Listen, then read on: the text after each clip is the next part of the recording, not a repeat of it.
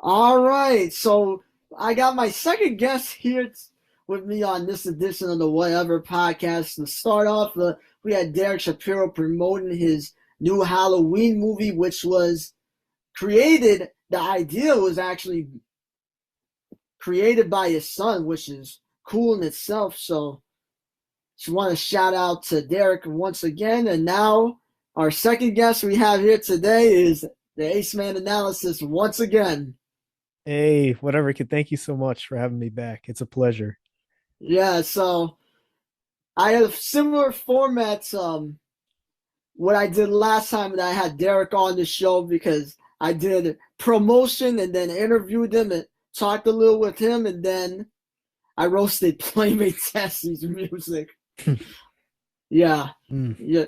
I don't think. Yeah, we're not gonna be reacting to anything from her, and even if we were, I'm not gonna be mentioning her name in the title because copyright should be trying to copyright, even though she literally there's like a whole process because I learned about that during one of my college courses. It was freshman year. It was like a music industry class. It was just teaching you about the business of the music industry.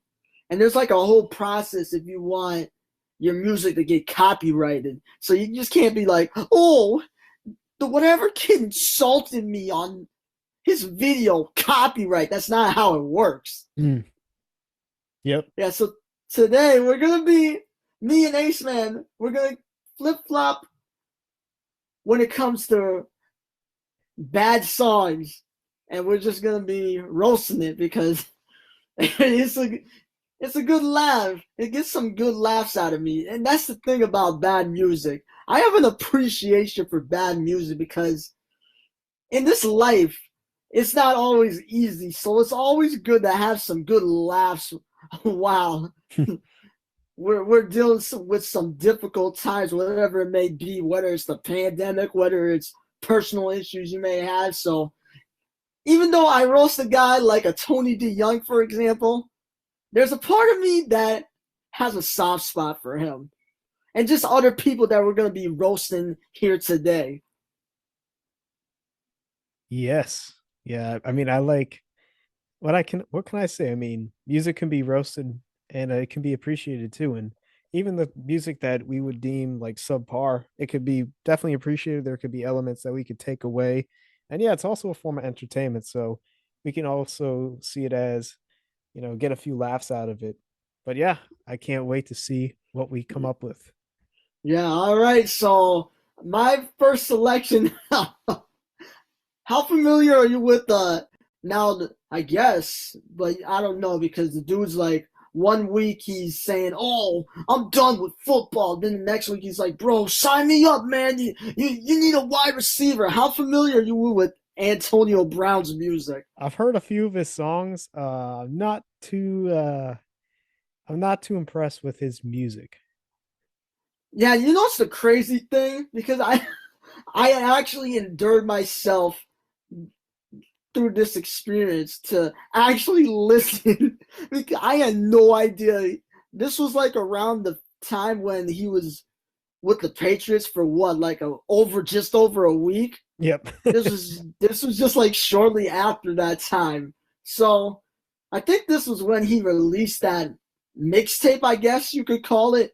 It's called Okay. Himptony. It's still because that's become a thing nowadays. People say, "Oh, I'm him." Hmm. Yeah, so the mixtape is called Himptony. And I think it was released 2020. It Okay. was terrible. But he released a new album, mixtape, whatever you want to call it, this year. Hmm. And there's improvements on it. I have to admit, I actually do like a few songs on that album.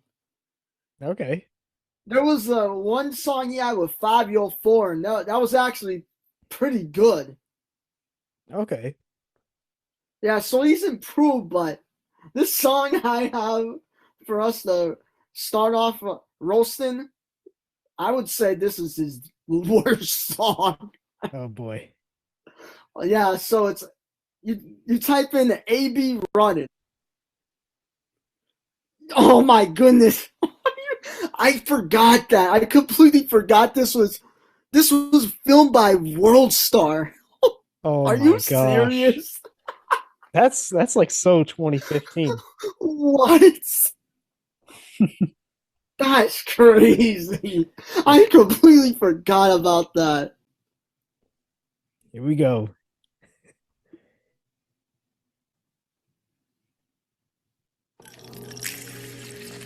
Feel free to say anything, the positive, whatever it may be, if you want to make a comment. Oh, I definitely will. I'll have a lot of things to say during this one. Yeah. Yeah, we're not gonna be like these reaction channels where it's just okay, just play for a second so I could do like my imitation of reaction channel. Oh man. Those reactions are a lot of these channels are just fabricated, I feel like. Yeah, it's just like, oh yeah, fire, man. That's just like the entire reaction. They got nothing to say. Like me, and this is the thing about it. I was seeing people. I'm like, why are you complaining about it? There was one reaction video where the guy was pausing it every couple seconds. People were like, why you pausing it? It's his video, first Mhm. off. And second off, that's how you make it a transformative video as opposed to just, lazily reacting to it, just being like, oh yeah, it's fire, it's trash. You Yeah. notice, Ace Man, you notice this? I feel that a lot of reaction channels, the only time they say something is trash is when that's the mainstream opinion. Like the YBN Not Here song, Soul Train, Mhm. that's when I feel that a lot of people say a song is trash. When it's the mainstream opinion to say a song is trash. Yeah, that's the thing. I think that once everyone says it's terrible, people will just buy into it, you know? It's like everyone's a sheep. Yeah, exactly. That's ironic you mentioned about that because life is overrated has been he says stuff like that about sheep, but that's like a whole different context. Yeah. Alrighty. Let's give this one a go. Oh, it's fire, man. I love her singing on this. I do like the element there of like the comic like illustrations that they have like with Antonio just now with his hand and also those people, all the kids like riding the bikes, how they made it like how they edited it. That is cool and it Yeah. shows you that World Star has kind of evolved a bit. But I think there must have been a huge budget though if you're gonna have AB um Oh yeah. if AB's on this one. Yeah, that's probably gonna be your only positive comment to say in this because when the music starts, when Oh, it starts with him, oh my. oh boy. All right.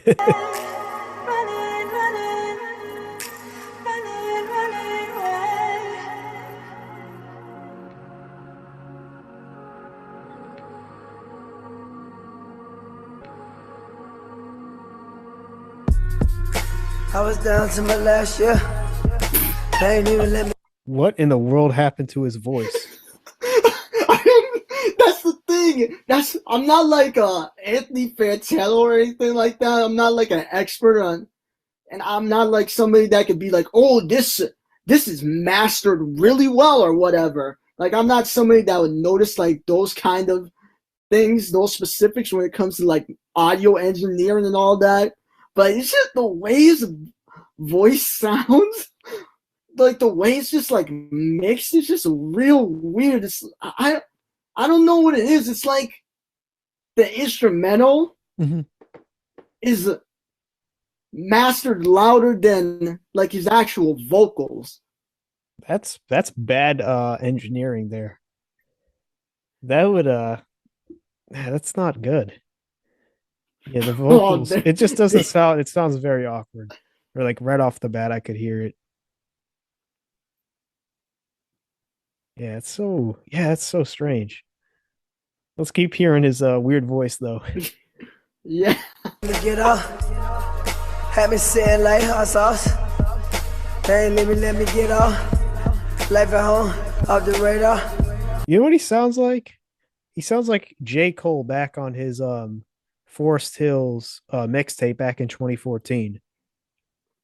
His voice sounds a little like that, similar cadence and similar strain on your vocal cord. And that's what it sounds like AB's trying to do here, because on his Pit to the Palace song, he sounds totally different. So that stress of his on his vocal cord is very evident with this song. Yeah, it's making me think of like those memes people make about when they imitate Pop Smoke. It's like when you're in the shower, how you think you sound. They're playing like the real version of Dior, and then it's like how you really sound, and then it's like crazy Dior. Oh my gosh. That's what it's like. That's what it's like with this comparison of him and J. Cole. Yeah, that's what it reminds me of. It's so weird. Crying for the screens on my guitar. I should go far. Mama crying cause she wanna see me play. What? Do you actually think he plays a guitar? No, that's all for props. And I don't like his rhyme scheme. I don't like his flow too is not good at all. It just sounds so lackluster. Like it sounds like he put no effort into this one. Does he even know how to play a single note on the guitar? That's I don't think so. Know. I don't think he knows any instruments. So who would win? Who do you think would win in a guitar playing contest versus AB and DJ Khaled? I think DJ Khaled would, just because he's probably been around guitarists more often than AB has. And I think that DJ Khaled could probably finesse a few notes and then say, "You see, I played it." He'd say something like that, while AB would just do nothing. Or his new one, God did. Yeah, that's what I think would happen. And I think the other thing too, if this song did not have a music video, I don't think there'd be as many views on it. And I think that there would probably be less likes too, because I think that having visuals to go with a crap with a crap song will usually help you out. And I think that since they poured a lot of money into the video, it looks like from these clips so far and the editing, this is the only thing that's helping AB with this song. Yeah, exactly. Let's keep it going. Daddy's so scared cause he wanna see me score. That what we do though. What's the truth though? Common, I'm a new girl. A girl lie to my fucking face. She be out late on fucking dates. I be at home trying to beat the case. She sneaking out just to go on dates. Hurt me to my heart though. All I could do is call God though. Oh no. Oh my gosh.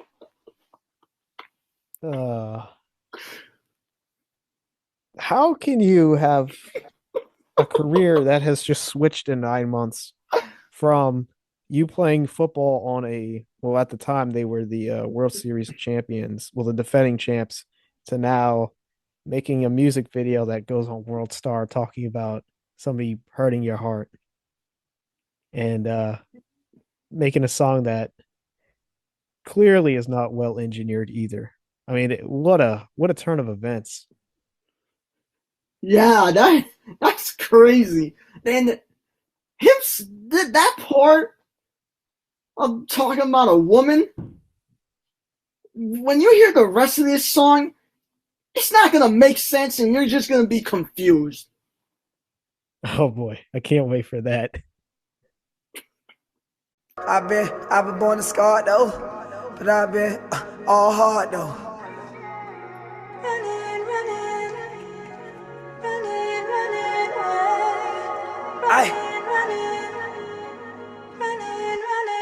Imagine having got your girl, I've been hungry.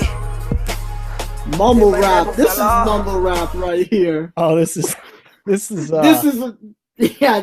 actual mumble rap. Forget about what these hip hop purists and these salty old heads say about like, oh, Playboy Cardi. This is mumble rap right here. Rewind that for a second. Let me try to imitate that cadence. Hey, what was that for? Imagine having got your real, I'm hungry. Imagine that the girl is hungry. It sounded like he was about a barf, like that just the way that he sounded there. He was like, oh my, wow, he's really switching up his flow, but not in a good way. Yeah, man. Imagine the girl is hungry. It makes, you know what it makes me think of? What? It makes me think of this was, so don't get mad at Anthony Fantano because this was before he passed away. And Fantano did like one of Lil Peep's albums, and he was imitating like his cadence. Fantano was like la la la la la. That's what. Oh, no. That's what he said and made it that Lil Peep sounded like, and that's what his imitation, Fantano's imitation of Lil Peep is like what Antonio sounds like. Oh my gosh. I could see that.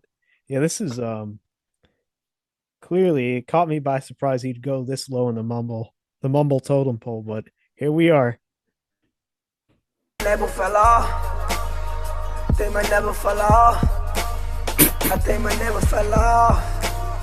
I think I never fell off. What did he say? I couldn't hear what he was saying. I think because No Life Shaq did a reaction to this, and it was my neighbor never fell off. I don't even know. I thought he said neighbor as well, but I didn't really understand what he was saying. Yeah, that's the thing. If the lyric is neighbor, how does it make sense? I thought it would make sense if he was saying my name would never fall off because it's AB we're talking about. So I think even though it wouldn't make anything he's doing musically any better, it would make sense if he were to say, I think my name will never fall off. My name will never fall off. That's what I was thinking, but I have no clue. Somebody give me a guitar. Somebody give me a guitar. I think my name will fall off. Somebody give me a guitar. Is it his name? Is he talking about my name will never fall off? That's what you think it should be, but I think if you look the lyrics up on Genius, it says neighbor. Neighbor. I don't know what if that's actually what he said. I don't get it because where's the context? First off, and second off, why would he say that? Yeah, that makes no sense. I'm gonna pull up the lyrics really quick just to see what he's saying.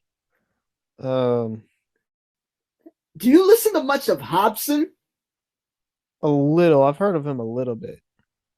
Yeah, I don't listen much of him, but I know years ago he made like a song, and it was just like basically a spoof on mumble rap. And he was just like saying literal nonsense on it, and like mumbling auto tune. That's what it seems like. Antonio Brown's like the epitome of that skit. I think what this bar is meaning, they said it's a reference to J. Cole's The Fall Off. That's all it says on Genius for like the annotation. I don't even know if that annotation is accurate. I don't think it's accurate. I don't think it was looked over, but if that is the case, we just paired 2 and 2 together and he's trying to imitate. Yeah, that's J. crazy. Cole. So that really is. You're on to something. It sounds like he's trying to imitate J. Cole.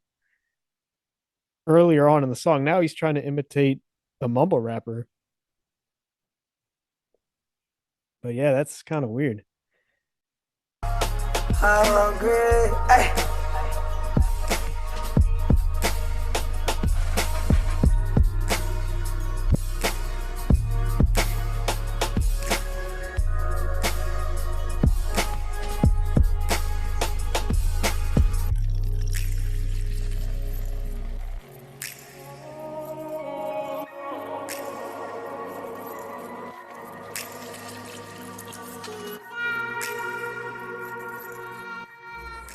This is actually like one of the better parts of the song right here because because there's no rapping. Yeah. You know, it actually was like it's a good interlude, but we all know he's about to say something that's going to be silly. And who are these people that he's with right now? You know, are these like I, random folks or I don't. It could either be his yes men or just people, or just random pedestrians. could be, yeah, it could be I random pedestrians.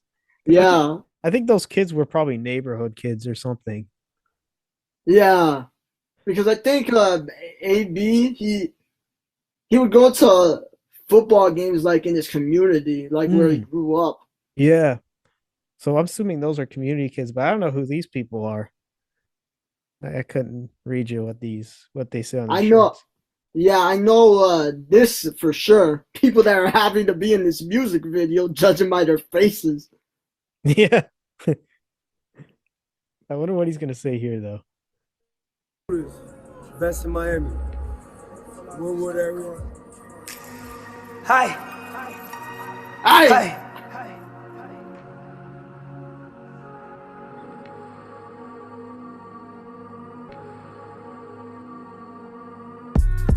Hey, I just need my guitar.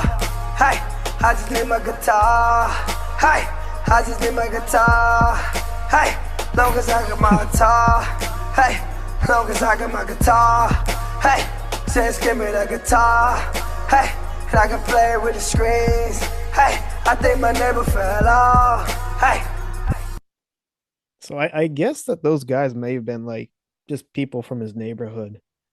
I think that's what he said earlier. And I mean, yeah, this is probably more of like the local kid meetups, but again, I don't get the guitar reference either. yeah.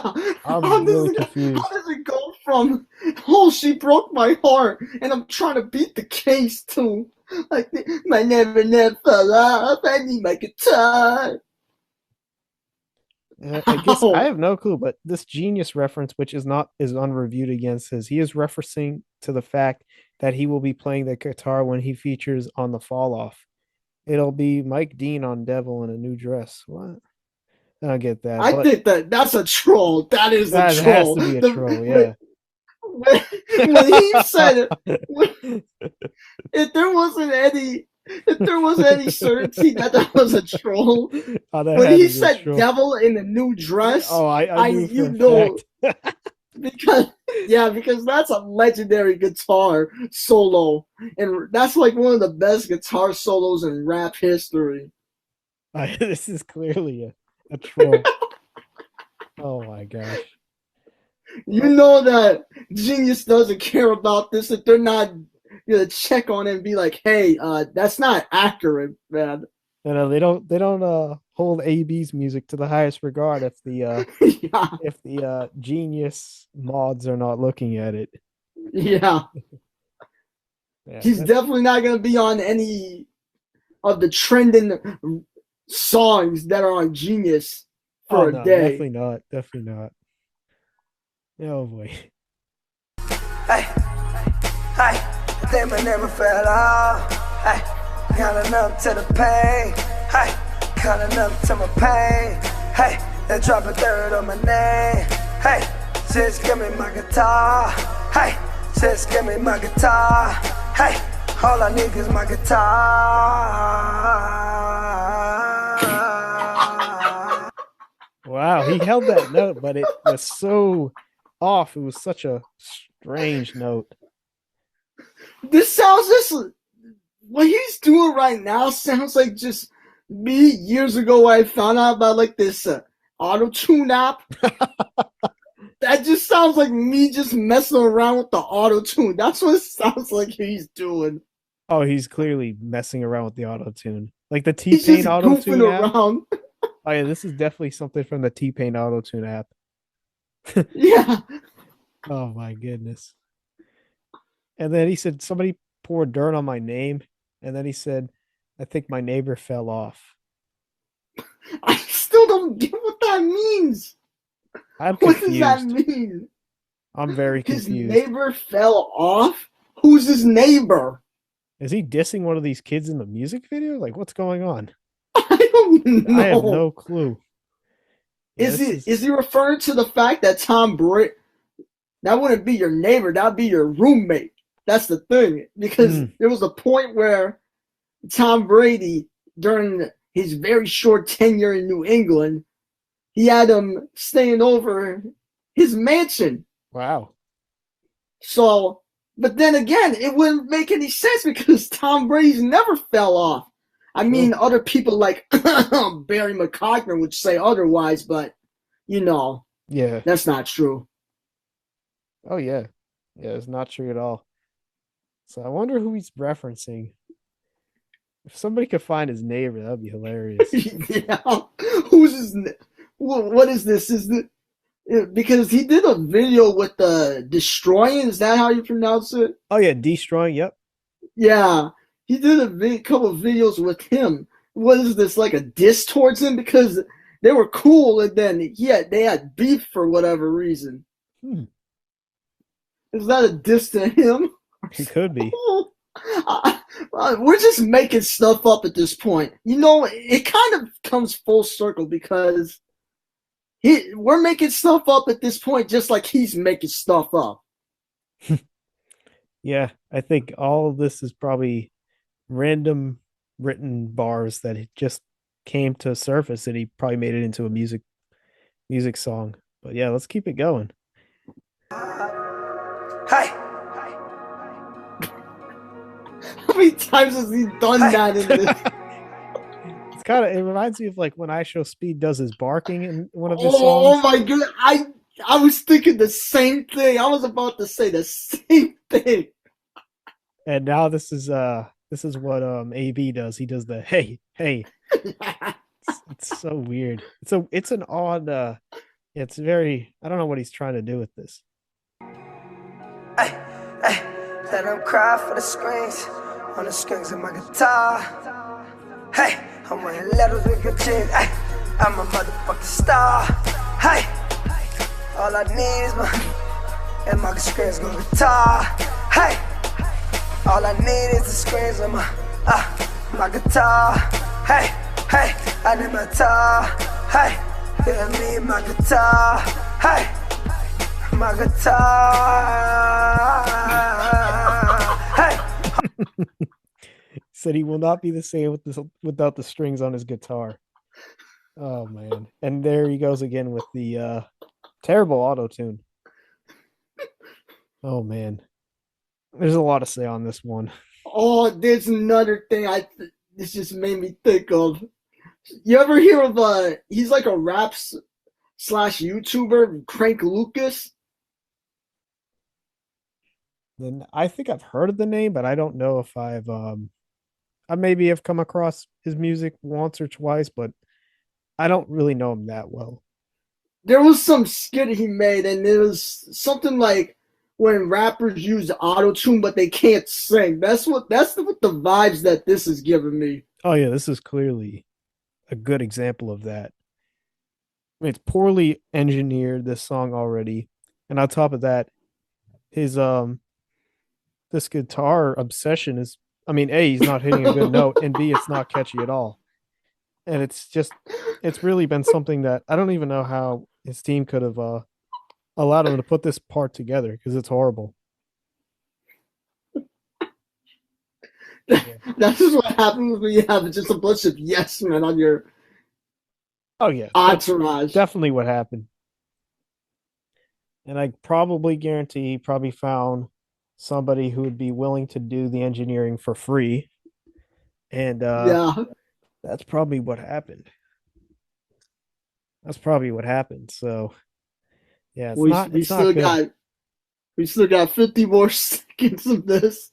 Oh man, this is way too long of a song. I'll give him some suggestions at the end, what I think would be better. All I need is my guitar.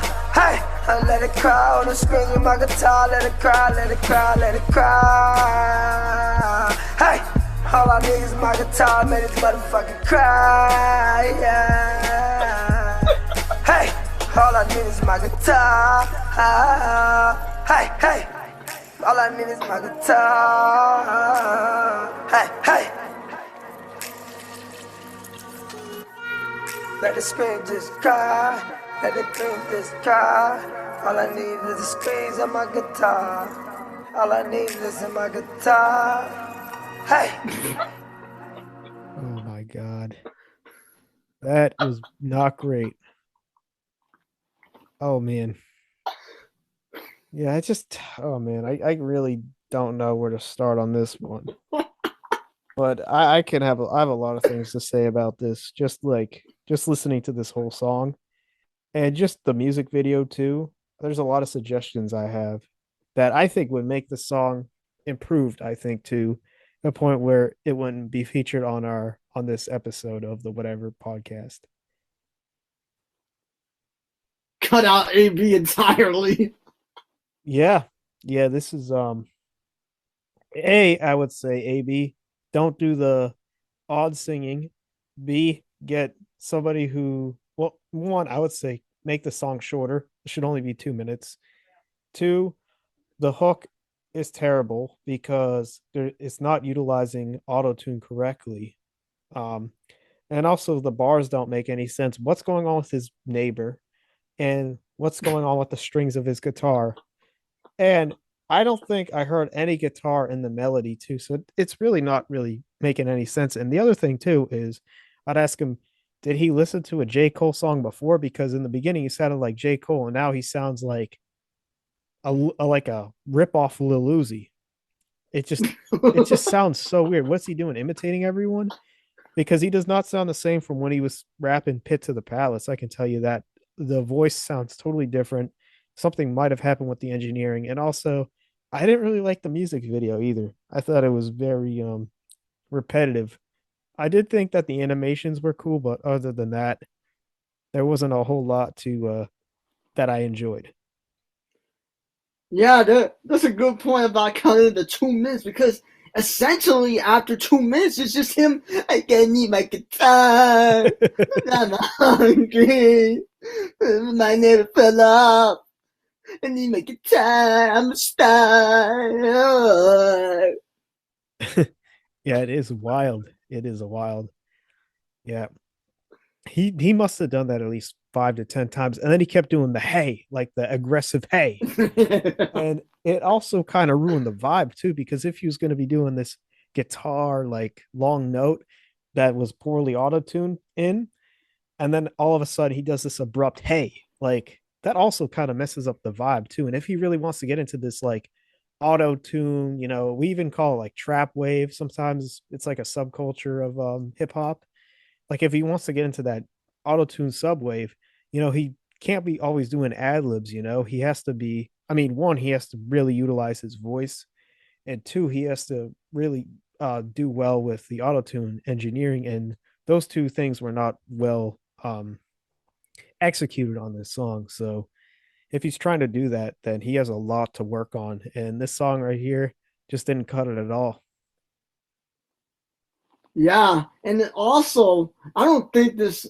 If you were gonna try to go for like a little Uzi kind of vibe, I would say go more like on a beat that sounds like "Do What I Want" or "Woke Up Like This," something like that, as opposed to this. This seems more like something where you just spit bars. Spit, where it's just more like how rap was originally, where it's not. Because nowadays, it seems like every rapper does some singing at least, regardless if it's any good or not. Mm-hmm. Yeah. Those are good points there. And the beat choice too was, like you mentioned, wasn't adding up to like if he wanted to sound like Uzi. But it didn't make any sense here. And again, I don't know what the whole point of the song was, running. I don't think I heard the word running any time in the song, or it wasn't any part of the hook from what I heard. But again, yeah, it was just a lady that sang it. Yeah, she sang it at the beginning. Yeah, in the beginning.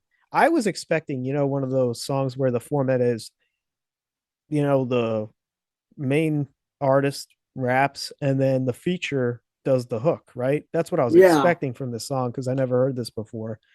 But with her only singing in the beginning, it kind of took away like didn't really seem like a feature because she was only in the beginning, and this song was 5 minutes long, so it really sounded like an AB song with a sample of Stephanie Acevedo. Like that's what it sounded like.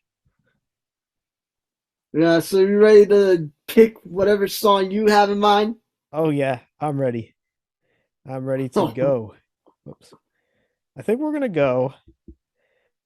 This song came out I think 4 or 5 years ago now, and this is actually this is someone that you um dissed. You dissed. Okay. Um, This is gonna be I remember interesting. this song came out, and I knew right away something was not right when I heard this one. Is well, Bad Baby, these H's. Know if you Oh, Yeah, this one I remember this one. I I was I like, love how I love how the way she spells hose on this. mm-hmm. It like that's not if you were to use like proper English language Oh yeah. and like pronouncing, I don't think that's how you would pronounce. It'd be I don't know how you if that was like an actual word, it'd be like kiosk or something. Yeah, if this was English, yeah, but I think what she was doing was making it sound French because like in French you would say like AUX would make the O sound. So like for instance, like there's a part of France called Bordeaux and it's spelled BORDEAUX. So I think that's what she was going by. And also like it's also a thing in Louisiana too, where they do like where they make that where it's more French. So that's what I'm assuming she did. Or maybe her team made this title, but I have no clue. But I do remember this title. I didn't think it was kind of interesting that they did it.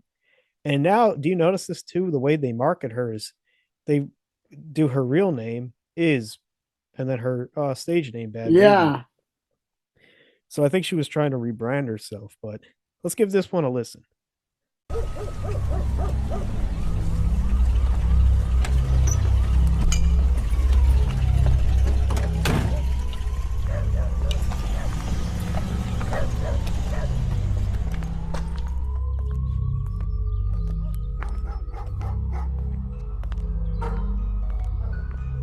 Is that is that what AB was trying to imitate? Could be. This one Like came a out like dog? 4 years prior. Yeah, 4 or 5 years Is prior. he was he trying to imitate that dog when he was like, hey? He's trying to show they had the dog in him. Yeah. Oh man.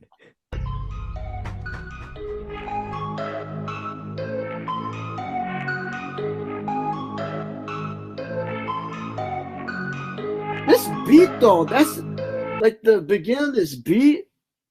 It sounds like it's gonna be hard. That's the Yeah. thing about it. Yeah, her team must have gotten really good producers behind this. And this was the time when she was just off of she was just gaining a lot of hype from her Dr. Phil appearance. So I'm assuming that at this time she was, or her family, I don't know if this is true or not, but somebody was definitely pushing her to be a personality. And they probably saw this was the greatest time for her to really extend her 15 minutes of fame. So they probably got in contact with producers. I mean, this is really professionally done with the music video too. And yeah, with the props this guy's holding up, and you can see here this camera equipment too, and the lighting. This is all professionally done. So somebody, I don't know who was funding it. I don't know if she was signed either. Let me see from the was this Yeah, I think she was signed by a major label. was she signed I by don't, then? Licenses. Let yeah. me just check. Yeah, Atlantic Records, it looks like. Are you serious? I think she Atlantic was signed. Records. Was she signed to Atlantic by then? I Yeah, thought she she was probably signed was. by somebody in 2017. Um, Yeah. so this might have been the reason too, because record labels will get involved and they'll fund your music videos. Uh, I'm So so done. So you're telling me that the same label that Lupe Fiasco was on is the same one Bad Baby's on. let me check this really quick. Bad Baby, her record label. She was signed to Atlantic Records, Warner Music, So I just want to see when she was signed by Atlantic. 2016, she was signed by Atlantic Records according to her webpage. Yeah, it says that it was Atlantic. And then she Uh, created her own yeah, she signed in 2017 to APG Atlantic Records. And this song right here was her big one.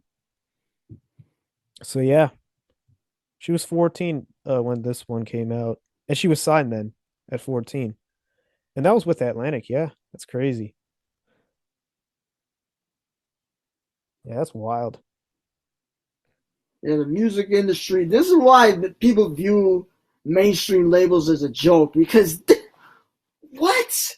You're, you're gonna sign a girl that was acting like a brat. And yeah, Dr. Phil is a joke too, but you're gonna sign a girl because she was acting like a brat on national television.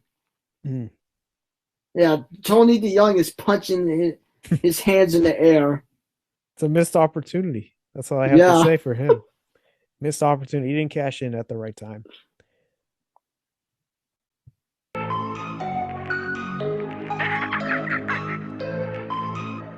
I ain't nothing like these hoes. Don't compare me to no one. Money green like a CeeLo. Yeah, my pockets so swollen. I ain't nothing like these hoes. Don't compare me to no one. Money green like a CeeLo. Yeah, my pockets so swollen. Look, these. Yeah, this was I did not think that this song should have been released, but I assume the record label just wanted to pounce on the moment and get as much money as they could off of her, and they did. Because this video has, I think it has a million likes, 92 million views as of 2022. It's wild. It's wild. Yeah, her voice is just Horrible. oh my goodness, It's it's like so chalk. unenjoyable. Yeah, it's so It's unenjoyable. it's like putting chalk to the board. Yeah, it's not right for music either. Like the chanting, like when she does it, it sounds like chalk on the board. It hurts your ears. You can't even like blast this at all. And the beat is really hard. That's the sad thing. This beat should have been done justice with somebody else, but oh, it just goes over my head that she got a good beat and this is what they did. This is what they did to it. With her doing it. You know what's crazy about that too? Because I mentioned on the diss track people that she's collaborated with. So I said Megan the Stallion, Tory Lanez, NLE Chopper, Kodak Black, and also in one of her videos, one of her music videos, he didn't rap on it, but DMX was in it. Really? Yeah. Wow. That's so you're telling me Bhad Bhabie has more big time rap collaborations than some of these rap artists that are actually legit. Mm-hmm. Like independent rap artists, for example. Yep. I think it comes down though to the being signed, because even though you could be an independent artist who, markets themselves, maybe has a small team, but markets themselves, make sure that all their music is on platforms, does all that.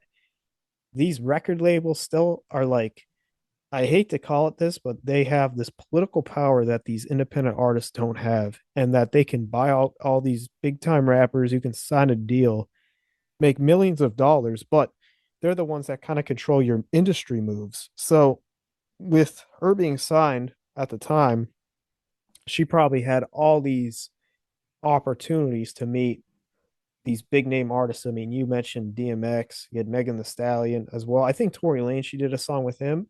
Yeah. So meeting all these well-established artists was probably due to being a part of a label. While again, these artists that are independent, they're really taking a gamble because they're betting on themselves. While these Yeah. while these big name labels would be betting on the artists. And this comes down a lot, and you see that independent artists have to like market themselves so well. They have a small knit team, but at the end of the day, they have to work so much harder. They have to build connections organically, which I think I like better in a way, because it's not really like when you have a business where, I mean, you could get like an angel investor or someone, but it's not the same as doing it on your own, building yourself up, you know? And with in this case with these musicians that are just, you know, signing these big deals, but they might not be happy. I think this was a clear example of that.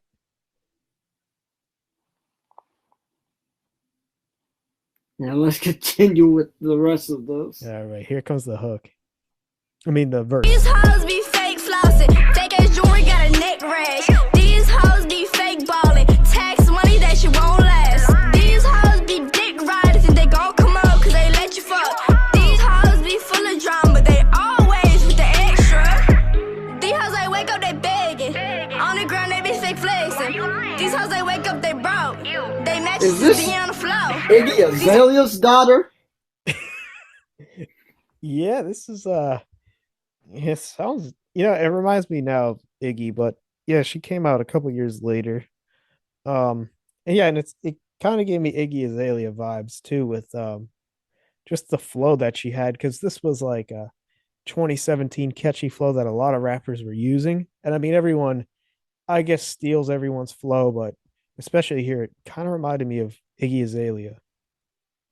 I think I don't know, they got into a beef or something. I'm like, how can you get into a beef with someone that you're just like a younger version of them, essentially? Yep. Except, in my opinion, Iggy Azalea makes way, way better music than her, though. Oh yeah, clearly. I think with Iggy, and there's controversy around here on the whole like cultural appropriation, but with her, I think she sounds a little bit more like she knows her sound and she's been practicing. It sounds like she just has more experience than Bhad Bhabie, who probably had 1 year prior, who only probably was rapping 1 year prior to this video. So I think she was able to cultivate her skills. Iggy, in the sense, Iggy was able to cultivate her skills to make her a better spitter and probably better writer too, compared to Danielle, who was probably just writing it. This was probably all ghost writers who came up with the definitely. dumbest, like the most generic common bars you could think of. So that's what I'm thinking here. Also, whose idea was it to film it on the roof too? Like, I don't like this like scene here. It kind of is it's a little dizzy. These hoes they wake up they messy, they run in their mouth they so petty. These hoes they feed off attention, 0 time that's what I give. I ain't nothing like these hoes, don't compare me to no one. Money green like a sea low, yeah my pockets so swollen. I ain't nothing like these hoes, don't compare me to no one. Money green like a sea low, yeah my pockets so swollen. Wait, wow. what is it? I forgot about this. So I think there was a lot of at the time there was a lot of people that were calling her out because she was a bad influence to like teen girls. And I mean, this is just these random 5 women who came out and they just gave them signs. But I think this was to criticize everyone who was criticizing her at the time.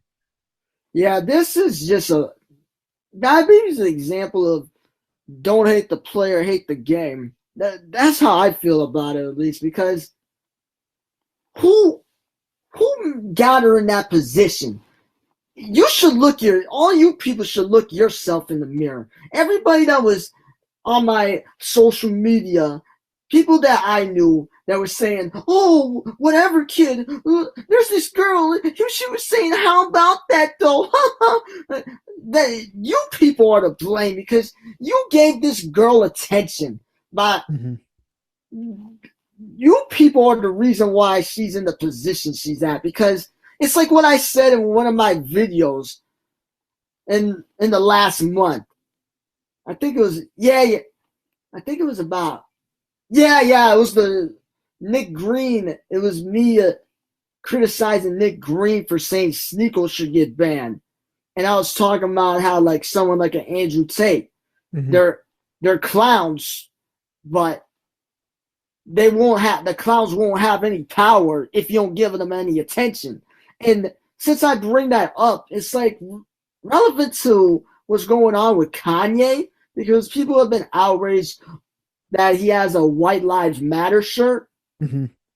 But you giving him a reaction saying, this is ridiculous. Why are you doing this, Kanye? You're being a sellout to the white man, or whatever people are going to be saying about that. Yeah. Oh my goodness, you're next to Candace Owens? What a Uncle Tom, or whatever they say.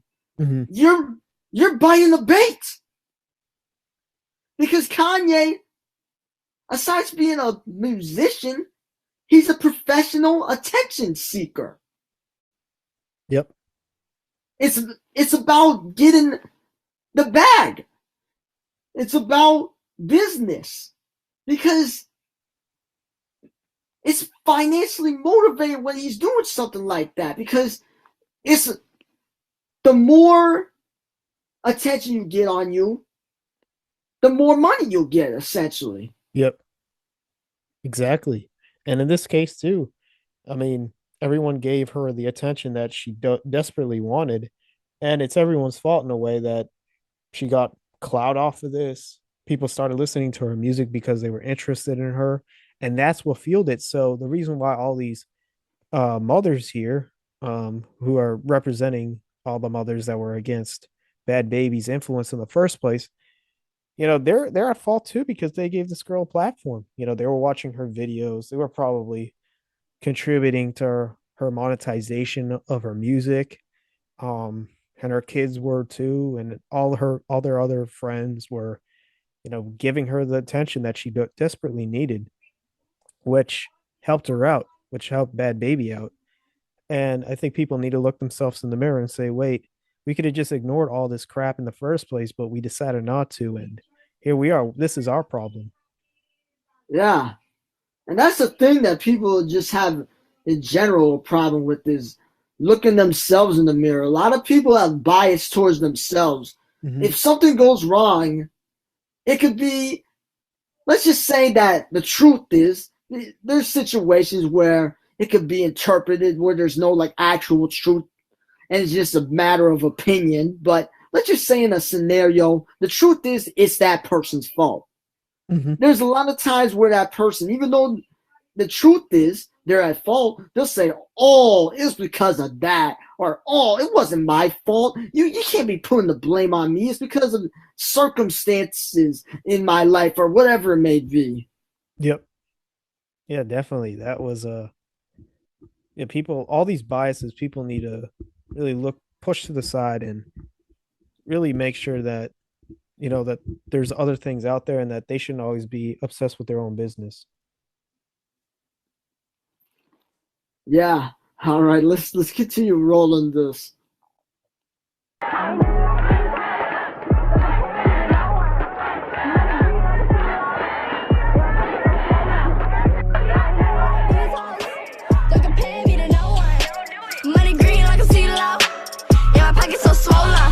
Look, these hoes be like it, see me in a bike and they talk hella shit, but don't say it in person. Won't catch me off guard on no boulevard. Four in my car, my driver, my guard. Water dripping, come take a peek. You in a What the? Yeah, I don't. She said something about don't catch me off guard on a boulevard, and then something like water. I don't know what she just said, but that was bizarre. Be like it, see me in a bike and they talk. Yeah, the flow though. Yeah. If this was used by like an actual competent rapper, I think it would actually be good. Oh, I totally agree. But the thing is, it's used by like a 14-year-old girl that hasn't gone through puberty, and then also she probably didn't have any real rap experience. True. This was probably, I don't know, maybe when she made this song, maybe a few months she was doing this rap thing. Yep. Yeah, definitely the case. And again, it sounds like she was imitating rappers, but again, everyone steals their flow. And like you mentioned, if this flow was utilized by someone else, I think it would sound a lot like better. And it came down to her cadence too, and she just had that like she just sounded a little immature with this one. Kind of shit, but don't say it in person. Won't catch me off guard on no boulevard. Four in my car, my driver, my guard. Water dripping, come take a peek. You in a trailer, home, but you can't compete. I'm riding solo, don't need no one but me. And I don't know if you heard in the background, they have I think she was laughing, but it was like they like mixed it out. And that right there also just made it sound a lot awful. Like it just was not a good ad lib at all. And I think they could have done better just taking it out. Yeah, her voice is giving me like vibes of like girls in high school that be like giving attitude to the teachers. This is pretty much it, you know. This is pretty much the stereotype they're trying to go off of. Yeah. Run up a check, yeah, we running the street. Yeah, red cup, no, it ain't Kool-Aid. Got me fed up, you hoes too fake. 1 minute he a man, he a ride or die. Next minute on the ground with a new babe. These hoes, shame on these hoes. I'm in the Maybach, I heard you got repo. Hair down, diamonds on, need a peacoat. Heard the fans listening, gotta speak loud. Ain't nothing like these hoes. Don't compare me to no one. Money green like a CeeLo. Yeah, my pockets so swollen. I ain't nothing like these hoes. I do think though the drone usage on this is pretty cool. And that they like this views of the palm trees. Yeah, that's nice. I think that's the coolest thing. And they added color to it too. So they probably had a few editors come in and you can add hues of like color and change the color. And I do like that too, like making it like a purple sky, which was pretty cool. But again, the music just not good. Just not good. But I will say the visuals are pretty cool. Like this one right here, this is a cool shot of the city skyline and just the palm trees.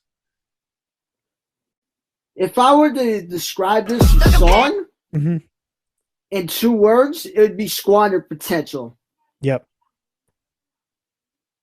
I would say so too. And I'd say I'd definitely say I'd agree with those 2 words actually. Money green like a CeeLo. Yeah, my pockets so swollen. Look. Mondo fresh.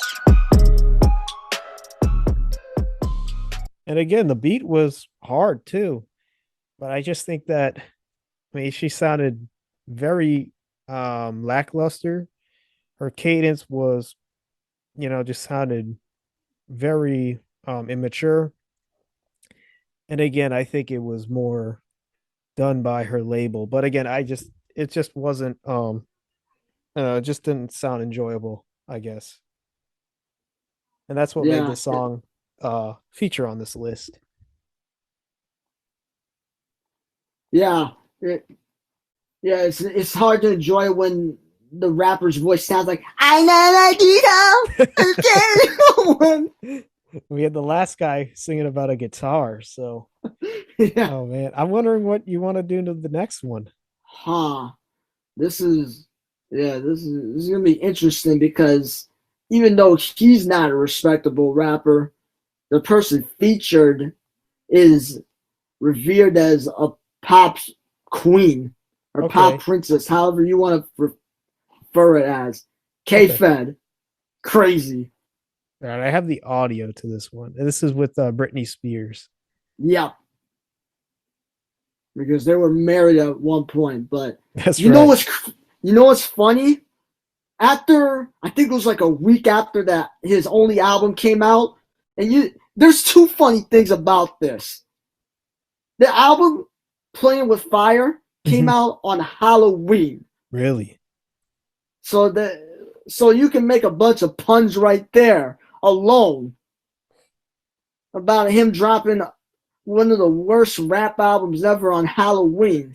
And then a week later, she filed for divorce. That's going to haunt him. Pardon the pun there. Yeah. Yeah. That's weird. I mean, Halloween's a weird time to drop a song anyways, because people are usually because if you're hoping that people will listen to your streams on the day of, it's a risk, and that's a gamble. I would have rather just dropped it on the first, but sometimes artists do drop at the end of the month. That might be a part of their contract or whatever. and it so happens that it was October, so he dealt with Halloween. But yeah, I would have rather just prefer to drop it on the 1st of November. Probably would have helped a little Yeah, bit. yeah, but Metro Boomin, Offset, and 21 Savage when they released that album Mm-hmm. in 17, Without Warning, they Oh, yeah. did real good with that because that was released around Halloween, Yeah. but also it like the vibes of the songs, if you listen to them, Oh, it yeah. matched with like the kind of Halloween vibe, and then like 21 Savage himself for like his just presence, Yeah. the way he sounds heartless, like a And the serial dog, too. killer. Oh, yeah. And the dog, too. Like the dog with its, I think it was like a German Shepherd they featured or a pit bull on that album Yeah. cover. That also, like, when I went with the Halloween theme. So it could be done, but it's just, K-Fed doesn't have any of the rap talent.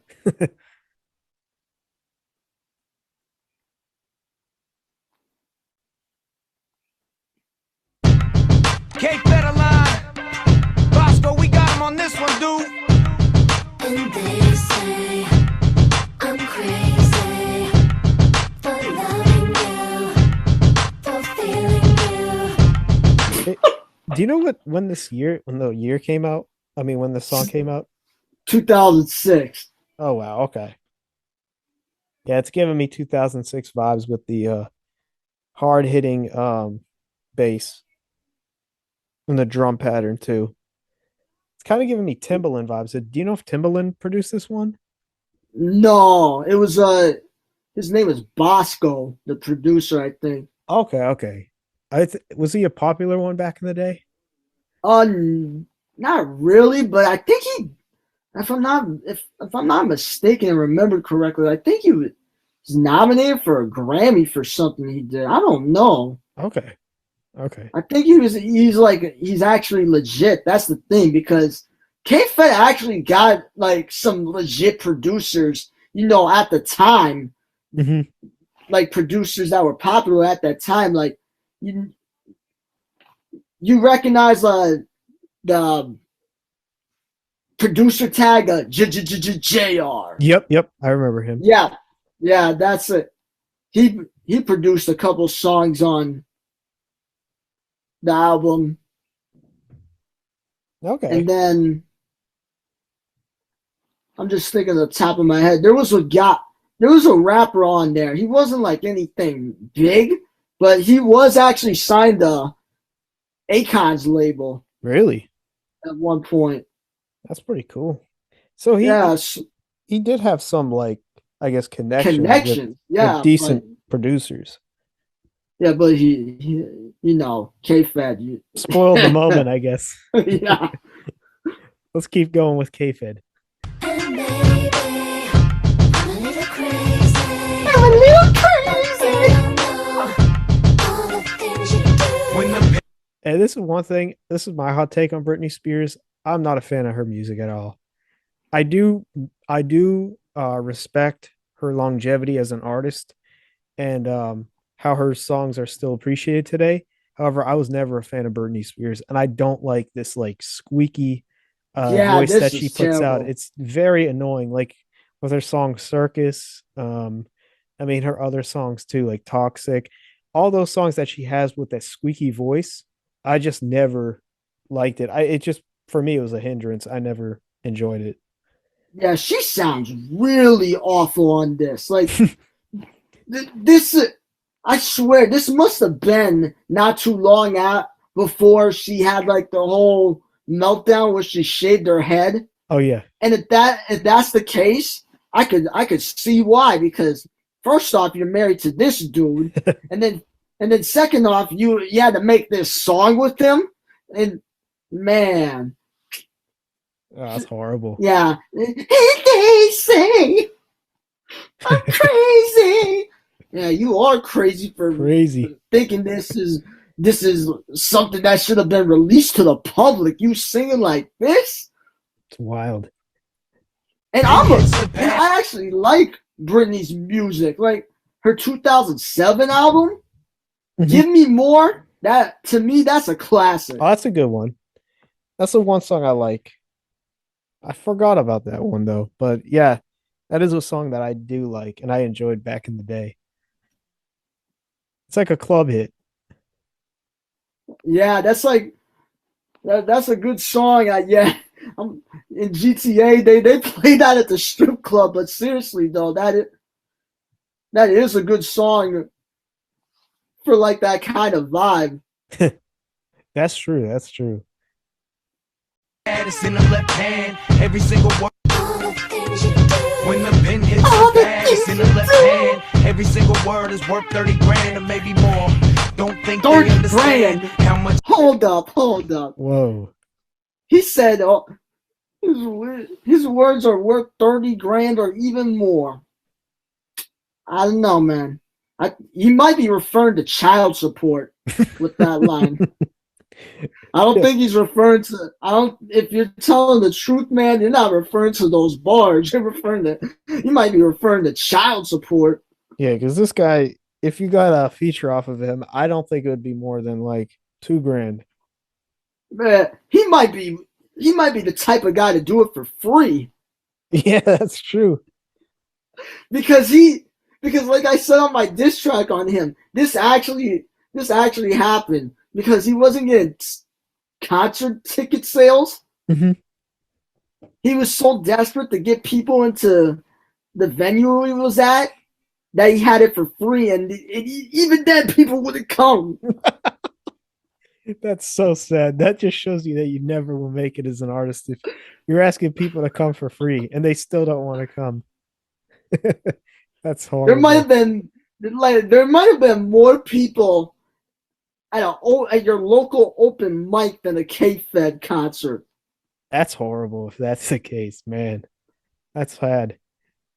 Cake the pancake man had so heavy like weight moving upstate.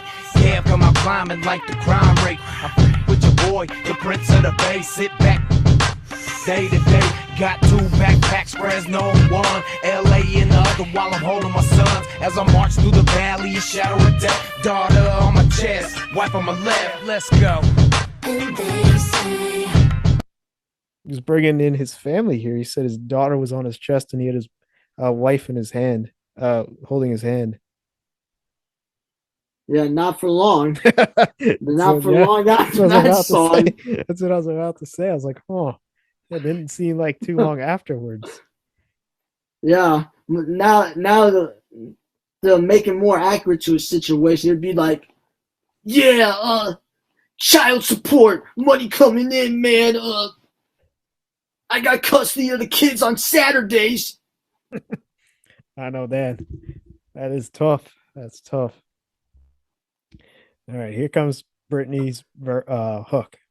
I'm crazy for loving you, for feeling you, and maybe I'm a little crazy, but they don't know all the things you do.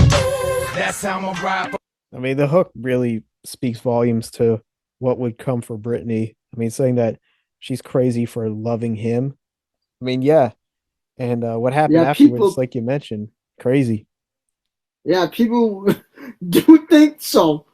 That's a pretty accurate assessment of your situation. And then apparently, people felt she was crazy enough to the point where she needed a conservatorship. Oh yeah, that's right. Wow. Which is just straight sad. That is sad. It just shows you in a situation like that, even your own parents could exploit you like that. That is just something. Yeah. It's unfortunate. Here comes K-Fed with his second verse. For my family, I die. What y'all think? Yeah, I'm that guy. Don't care about you, cause I'm the truth. I ball like Kobe shooting hoops up in the booth. No. That was so awful. No, that's stop. so disrespectful. Don't even mention it. Even when he was alive, that's a diss. That was a diss. Even even when he was living. Don't ever put your name with Kobe, man. You will You're never. like Kwame Brown. That's what you are. No, forget about not Kwame Brown. You're like Sam Darnold or Ooh. Baker Mayfield. Yeah, Baker at this Josh point. Rosen. That's what you are, man. That was so disrespectful for him. And you know what? Do you think that would be a Mamba mentality move to have your fans come for free? Absolutely not. If you're not selling tickets, a Mamba mentality move would tell you to just not continue to pursue a career. Do not pursue a career in music. Get out and be real. And he's not realistic. And man, that was so disrespectful to Kobe. Yeah, Mamba mentality would be to get advice from rappers that know this business and can actually tell you how it is and tell you if you suck or not and tell you what to do to improve. But that's the thing about a guy like a K-Fed or a Tony DeYoung. They're not going to be listening to criticism like that. They're not going to be like, okay, I see what you're saying. They're like, man, you're a bunch of haters, bro. Damn, that's crazy. Corporation call me Malou. Like I said once before, I'm the truth. Hollywood can't catch me, but they got you. Nothing fake about Kev, I'm the realest dude. Haters feel this too. I'm in and out the groove. Every word out my mouth make headline news. I'm the best I rule. Come test my tools. You do so square, bet my slang on main. I'm thinking about it. What's with his voice? It's like he's trying to put some like twang to it. Mm-hmm. Like the way it's like he's trying to sound street. Yeah. Especially in the second verse. He's like, yo, I'm King. Yeah, he's coming in a little bit more He with an sounded like attitude. he sounded like those like in a comedy skit or something. Mm-hmm. Where it's like the white guy tries to act street. Yep. That's what I don't know. There was some show that my friend showed me sometime. It was like a Canadian show. And I don't even remember the name of it, but there was this one character. I remember it because he was saying, oh, do you know J-Rock? I thought he was referring to the rapper. But he was saying there was like this character on this. It was a Canadian show. And this one of the characters, so this character named J-Rock, mm-hmm. it's just like a stereotype of every wannabe white boy rapper that tries to act street. That's what he's sounding like on this second verse. It's just like the character would say, one of his catchphrases would be like, you know what I'm saying? You know what I'm saying? Oh man. Now that I think about it, that voice I just did sounds like EDP trying to, do his typical persona with the Boondocks wannabe sounding voice. Good old EDP. Yeah. Yeah, this guy, what you just mentioned kind of sounds like Cassidy Campbell. Do you know him, the YouTuber? Yeah, I've heard of him, yeah. He has a character it's called a wankster where he like goes out in public Yeah. and he dresses up and he's like he kind of acts Yeah, similar. And he goes around. That's actually pretty accurate now I think about it. And they say I'm crazy for loving you, for feeling you, and maybe I'm a little crazy, but they don't know all the things you do, and they say I'm a little crazy. So she gets the bridge too on this one. Yeah. Oh, boy. I'm going to say this. Because K-Fan is at a low standard. She's at a more professional standard. I'm going to say she's the worst part of the song. Yeah. The their efforts here don't really I guess match up. And that's the reason why it sounds very off to me. Like I don't know if you could put together like all the songs that like people who were in a relationship put together, like Jay-Z and Beyonce, all the songs that they put together compared to this group, to these two, there's no comparison. There is no comparison here. It is Even this is just so bad. even G-Eazy and Halsey. That's true, even, yeah. Even that.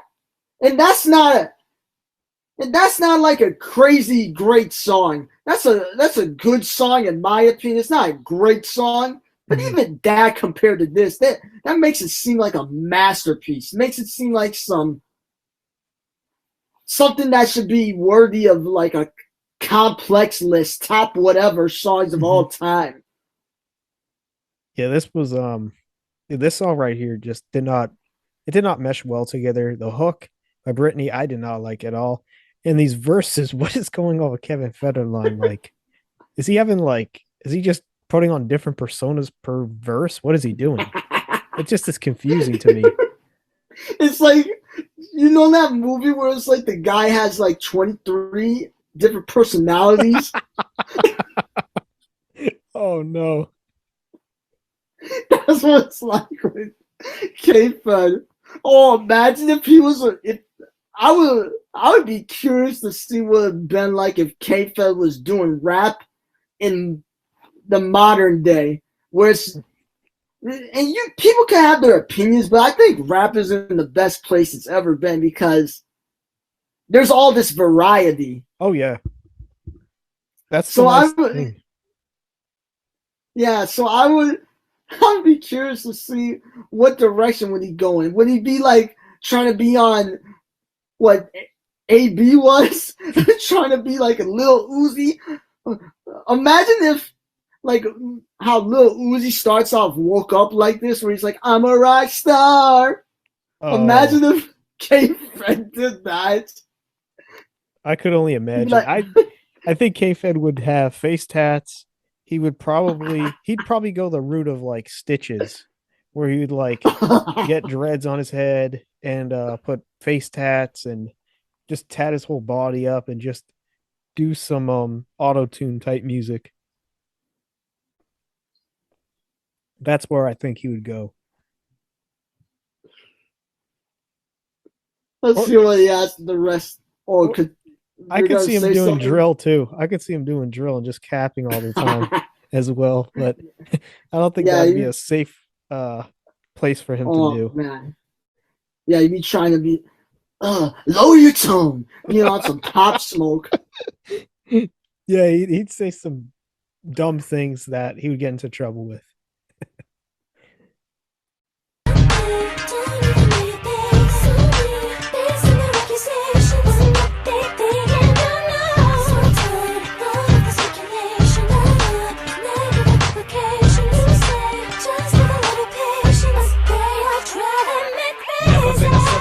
Chain hang loose, got so much flavor like Tupac juice. Got dudes.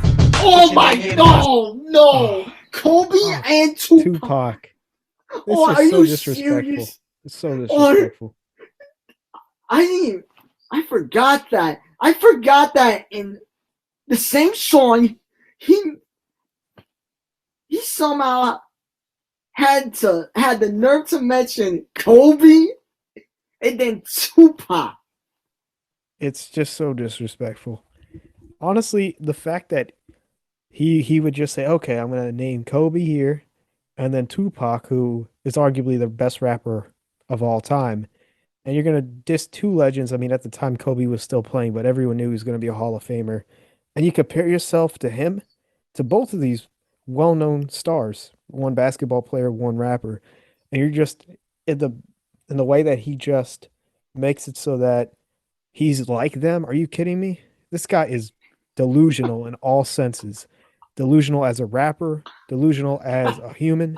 He needs to get a piece of humble pie immediately and look himself in the mirror and say that he should apologize to both of these well-known stars. And they're both these late stars now. Yeah. Unbelievable. Yeah, he needs to get that humble pie that Bryce Hall got because he's been on something else since Austin McBroom beat him up. Oh, yeah. I think a lot of people need the humble pie. And It's getting around the time of Thanksgiving too, so Oh yeah, yeah, quite fitting. quite fitting for Mr. Federline. My shoes, I'm a rock star, baby. I do what I wanna do. Oh my, Talk are back, you my- serious? Yep. I was just making a joke about. Imagine if he was like a little Uzi saying, "I'm a rock star," and then he says that. Yep, that confirms to me that if everything happening that K-Fed was in the 2010s, now 2020s, Yeah. he would have been doing that. He would have been. Imagine one of the bars being like, "Oh, like Lil Uzi, I'm a rock star." I could see that now. I could clearly see that. That's wild to me. Crazy. Let's keep it going with K-Fed. Crew will come and clobber you. Let the 4-5 ring out and watch it swallow you. Not a pretty boy, but I look like a model dude. Not a gangster, but in my life, yeah, I fought a few. Get the hustle tight, look like now I'm robbing you. All y'all flies, watch how I swatted you. Better think twice how you come at me. I'm a godfather now, I'm about my family, yeah. That's wow. Insane. He said he's like Godfather. Stop. We need to play the Zias clip for a second. Stop the cap. Stop the cap right now. Stop the cap. That is so funny. Oh man. All right. I think it's time to do something. I think this song is hilarious. I came across the song maybe like a couple of years ago now. I don't know if you've heard of this. Have you? Oh, I don't think so. All right. They call this guy Asthma Wait a- Rap. Wait a minute. He did a freestyle to the race. Yeah, we're going to go with this original song now called With It. And this song, I guarantee you guys, this one is very enjoyable. This guy, I don't know if he's still releasing music or not, but I have no clue what he's doing now. But let's watch this one because everyone calls him Asthma Rapper. Hey, nigga talking all that shit. No, we not. We going to kill it. Go in the kitchen. Nigga, no, Okay, first thought on this. Yeah. First thought on this, I would say he sounded like a designer if he ran out of breath. That's already a good one.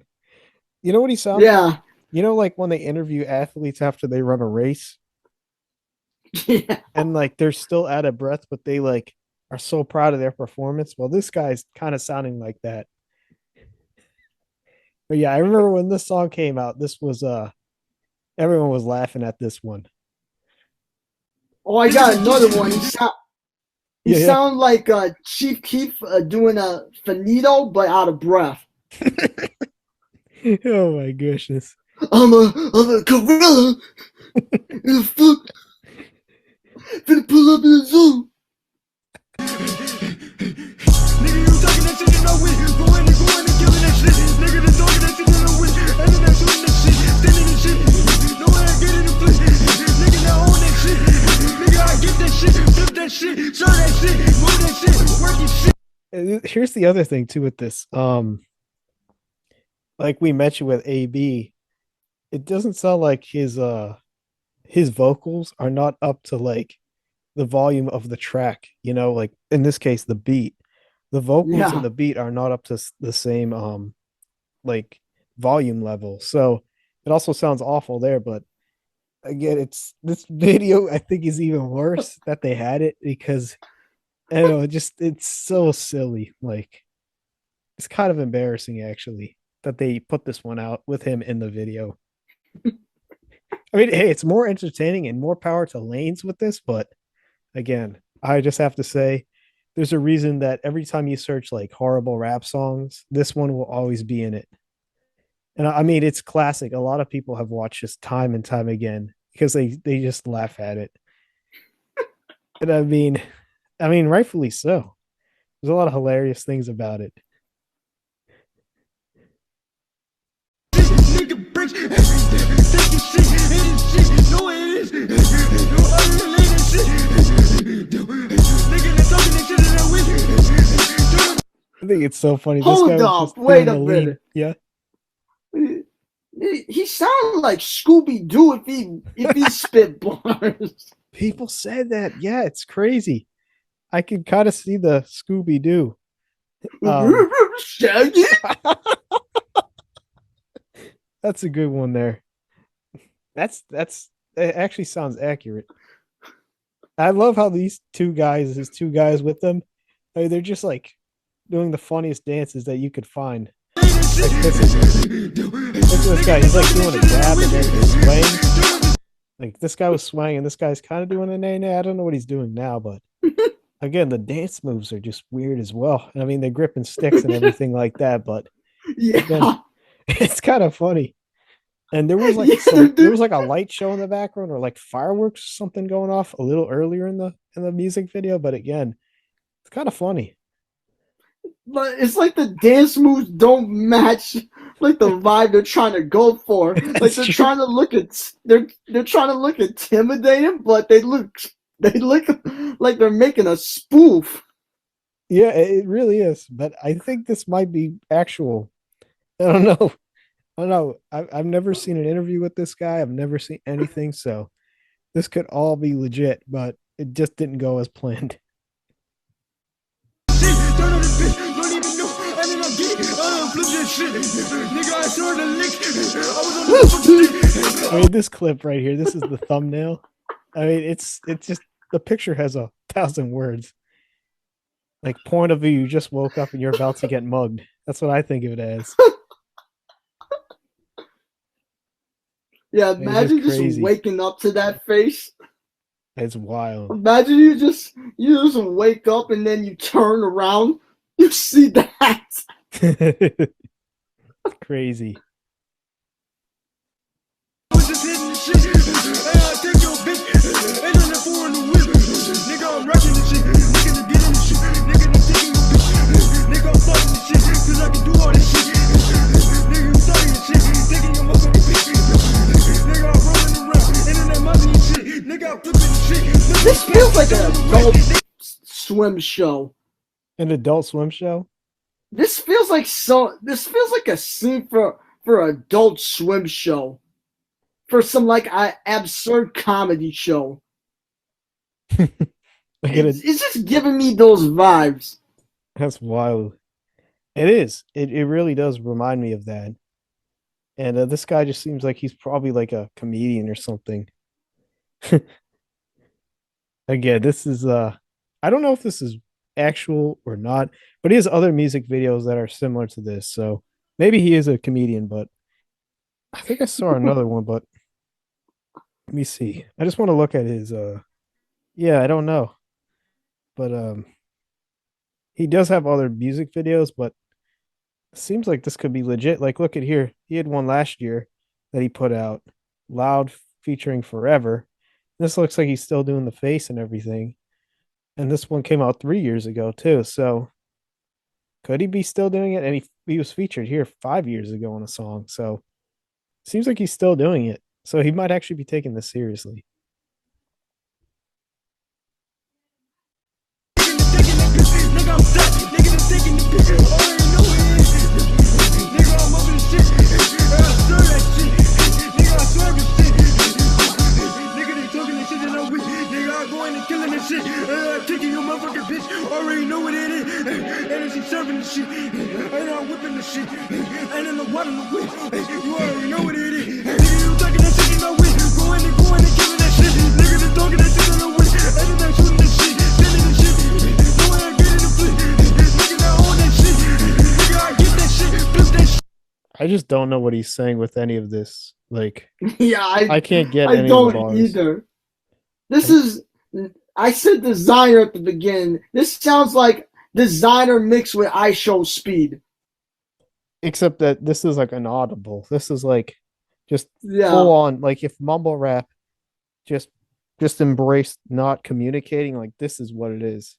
It's like there's no bars, there's nothing that's being presented here. And that's the reason why no one knows what he's saying.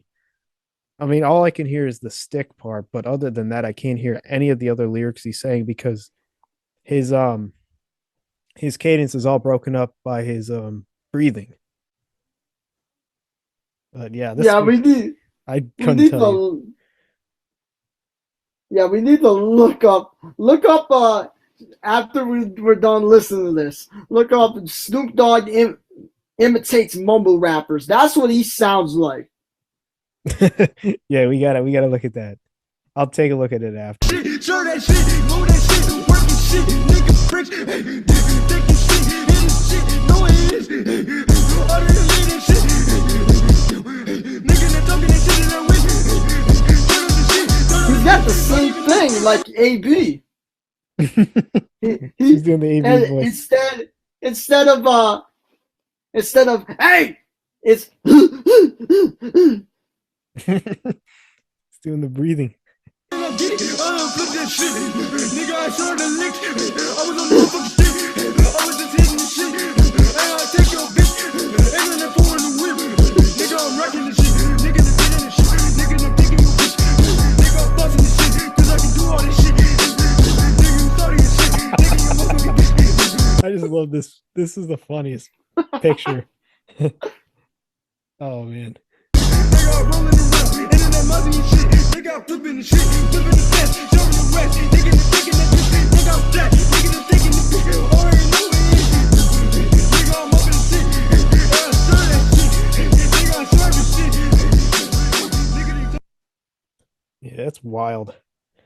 Yeah, let's pay homage to Snoop Dogg here. talking that shit in our way, nigga Oops. I go in and killing that shit. What did you think of that song though? Before we step away the from lanes. beat was actually hard. That's the Yeah. thing about it. It's just that Yeah,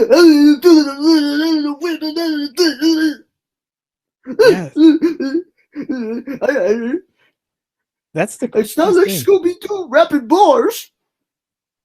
Yeah, that's the craziest thing about it. The beat was so hard. I mean, he had a really like dark beat, and it paired well with the theme of the song. But again, no one knew what the lyrics were, and I just think that some of the visuals that they presented with us were just cringeworthy. And that's the reason why this song is featured on this list again, because I guess the beat went along with the theme. So again, we'll see a common theme here with how the beat is actually pretty decent. It's more of just the performance by the artists in general, and sometimes the visuals. And in this case, the visuals here just don't work at all. Yeah, so it's always going to be something new. When a person decides to be themselves, they're offer something no one else can be. Yeah, because once you be you, who can be you but you? All right. That's what's wrong right now. Everybody trying to rap the same style with the, I don't know who created it, if it was Future or Migos, but all them niggas sound the same.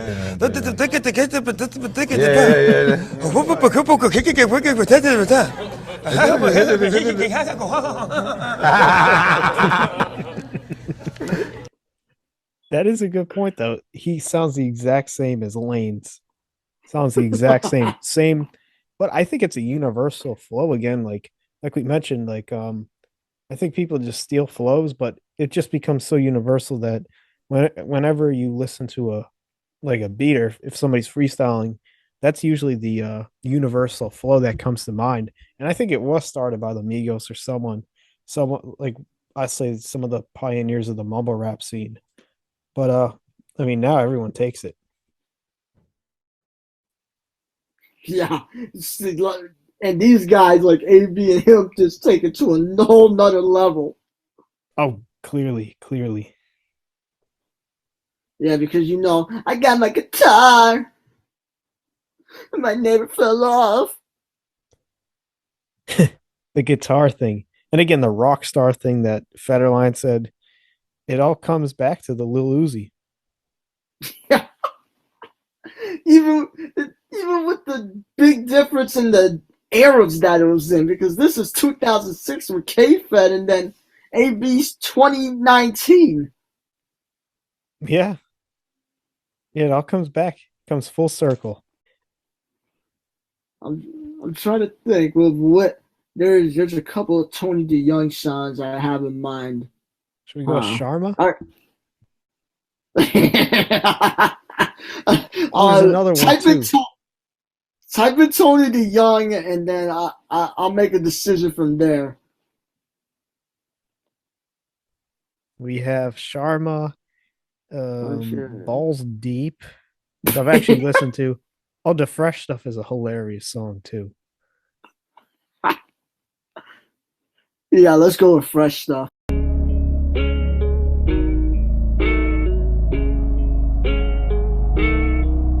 This beat right here is actually I love that.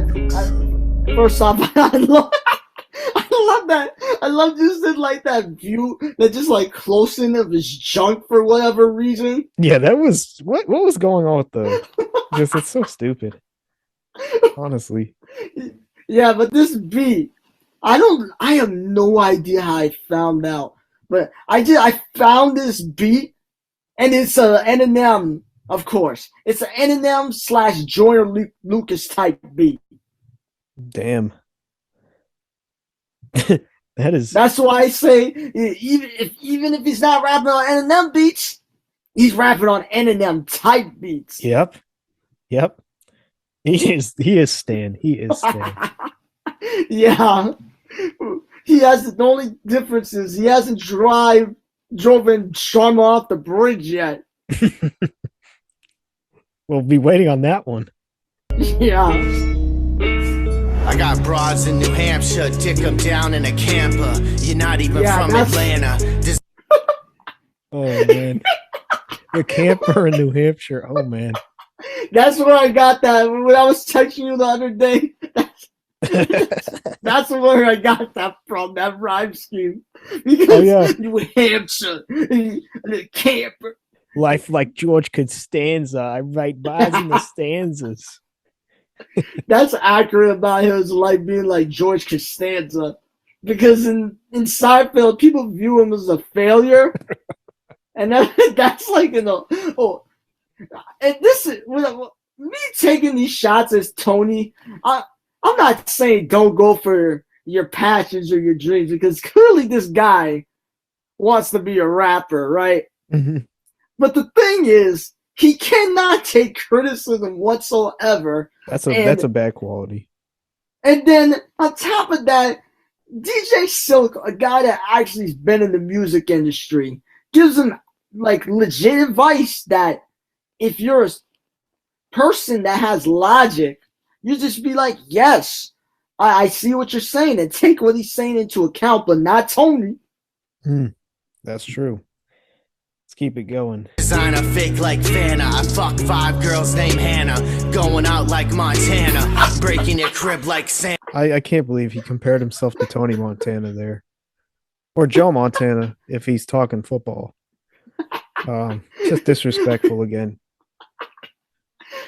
The rhyme scheme. You go in your crib like Santa. You designer fake like. What does that line mean when he said designer fake? I think that's what he said. Designer fake like Fanta. What?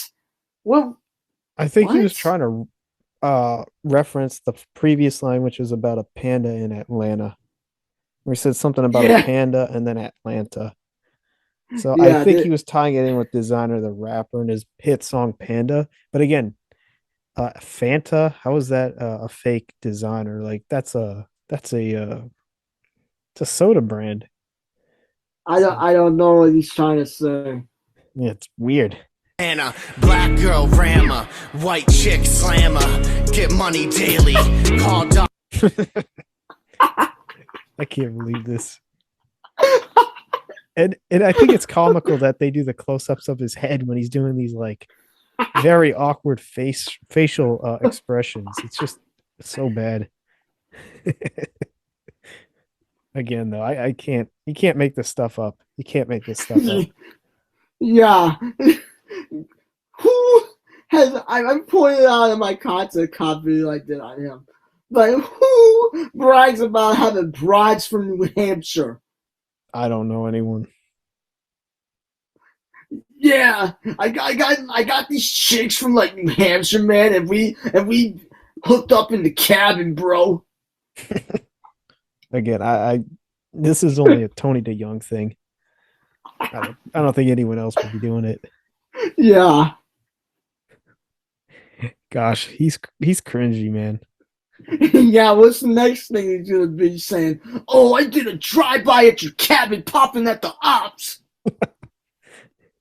He's gonna be Tony the Capper after this one. Dr. Phil pay me. Got a new car that's crazy. It came with a girl named Amy. Fake designer, pull your pants up. Watch the next Slim Shady. Stand up. Here we go. Yep, here we go. That's the reference. That's the reference we're all waiting for. Oh, on the next Slim Shady. Please stand up.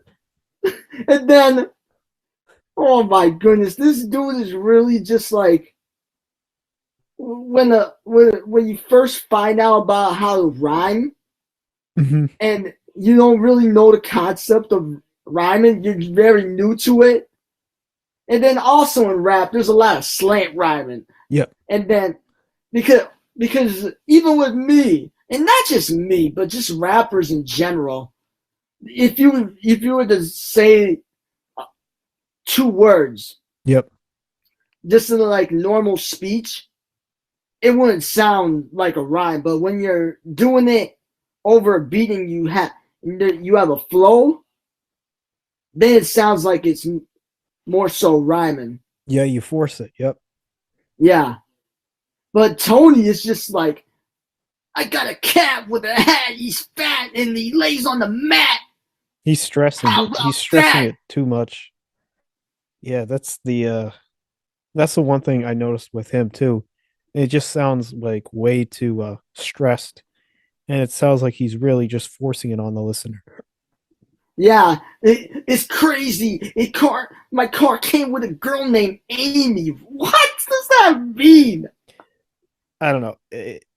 Again, I don't think he put a lot of thought into these, and you could tell like right off the bat with it. Am I right? So much shit is contagious. Sitting in the labs got me feeling courageous. My grip is right there, contagious, and then he goes courageous. It's just the way he says it. He really is wanting to force it down people's throats. And again, it's very unauthentic for him to do that.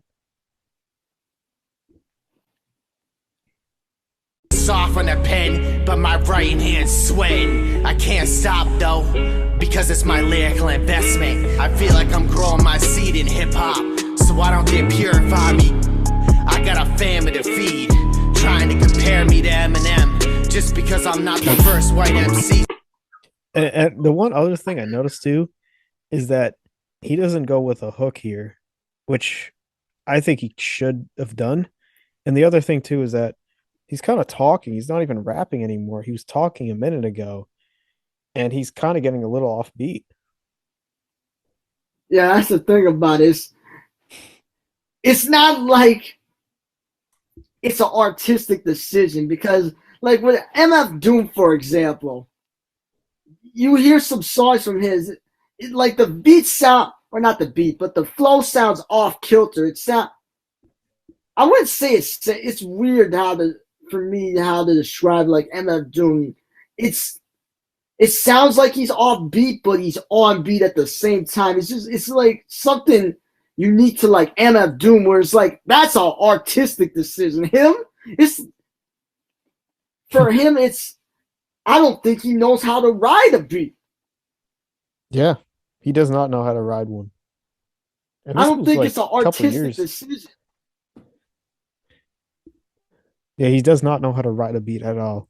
And I assume this was actually, so he must have had some time to craft his skill too, because this was after the Dr. Phil and he was rapping before that, so he shouldn't have known better.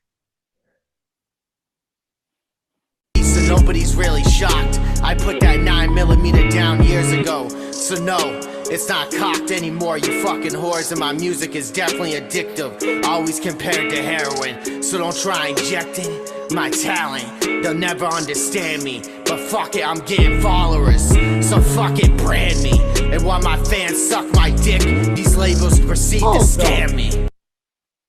Hold up, man. You better, because you're not helping yourself, bro.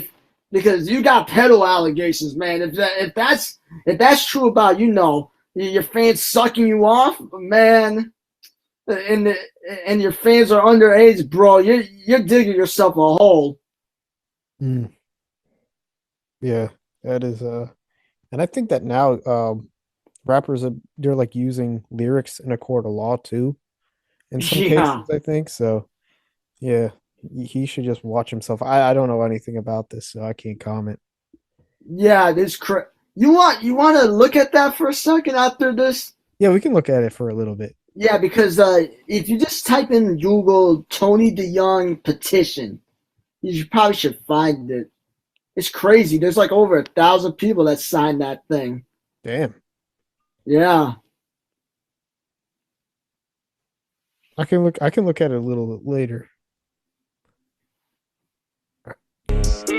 I remember being such a nerd. School had the trance in me to sped, cause I couldn't spell a word. Wasn't shit in elementary school. I was known as a nerdy fool. Middle school was the same, but the way my mind dressed me was to blame. As soon as I hit high school, that's when I started to lead. That's when I found out girls could breed. Hit two chicks at the same time. Never I love how when he says that, it's high school, that's when I started to lead, that's when I found out girls could breathe, and then he points to his junk right when he says that. Oh my goodness. He is something else. Something else. What a cringy dude. Absolutely cringe. Oh my goodness. Tony, what is wrong with you? You did was always fine. These chicks was a dime. In high school, all I concentrated on was fighting. When I got out, all I concentrated on was writing. So here I am with a pen and a pad, pissing off the world. I guess I'm mad. I guess I'm mad. I didn't even think about this, but now listen to this now. Even him saying, "Oh, I'm pissing off the world. Everybody's mad." That sounds like something Eminem would say. Oh yeah. Eminem has said stuff like that before. He said on My Name Is something around that. Not exactly phrasing it like that, but I think it is. I can't remember exactly what he said on that, but I was born to tick the world off or something like that. Yeah, that's So even that. So there's what? There's him saying he's the real Slim Shady. There's him saying that he gets compared to Eminem. Literally no one compares you to Eminem. You're the only one comparing yourself to Eminem. And then there's that line. He's a copycat of Eminem. That's the reason why he compares himself to. He doesn't realize that. Yeah, but there's a lot of references to the character Slim Shady. So it's not Eminem, but I think Tony DeYoung thinks that, oh, I'm like Eminem in so many ways, but you're like the character he made, Slim Shady. That's all he is. Someone said he's like Lil Nicky in the comments section. And one of his songs, I think it was the Sharma song. Or somebody said that. Who's Lil Nicky? I have no idea. I feel like it's like some comedy. Comedy probably. Thing. I've probably assumed that too.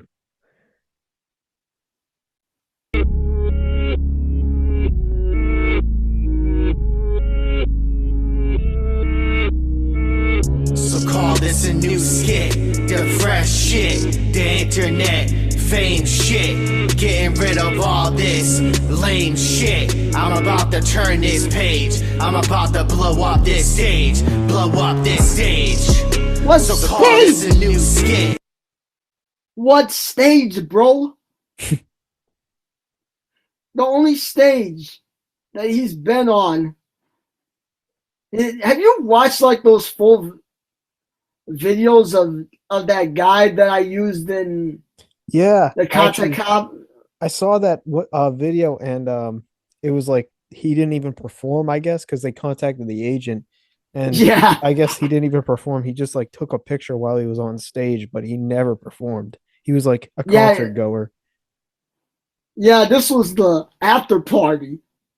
Oh, okay. But Tony DeYoung was saying, "Man, I performed opening act for Tech Nine." I don't think Tech Nine would want anything to do with this guy. Nothing to do with him.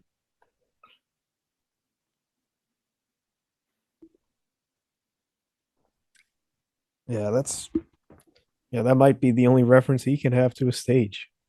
Yeah, who's letting him on the stage?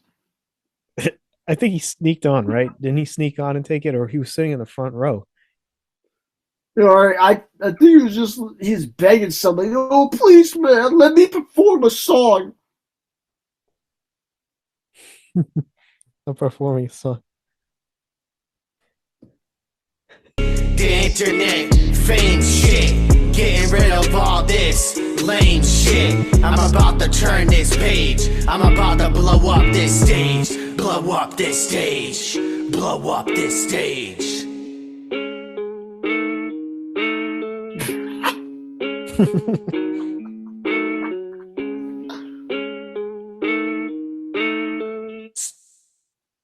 That's definitely his money. Wink, wink. Yeah, Wink, he wink. definitely didn't buy that prop money on Amazon. Wink, wink. Yeah. Well, I'm not an expert. Was that like him doing doubles of his vocals? That part. This the internet fame shit. Get all of this lame shit. I think that's what it could be. That would be my assumption. But again, it could be also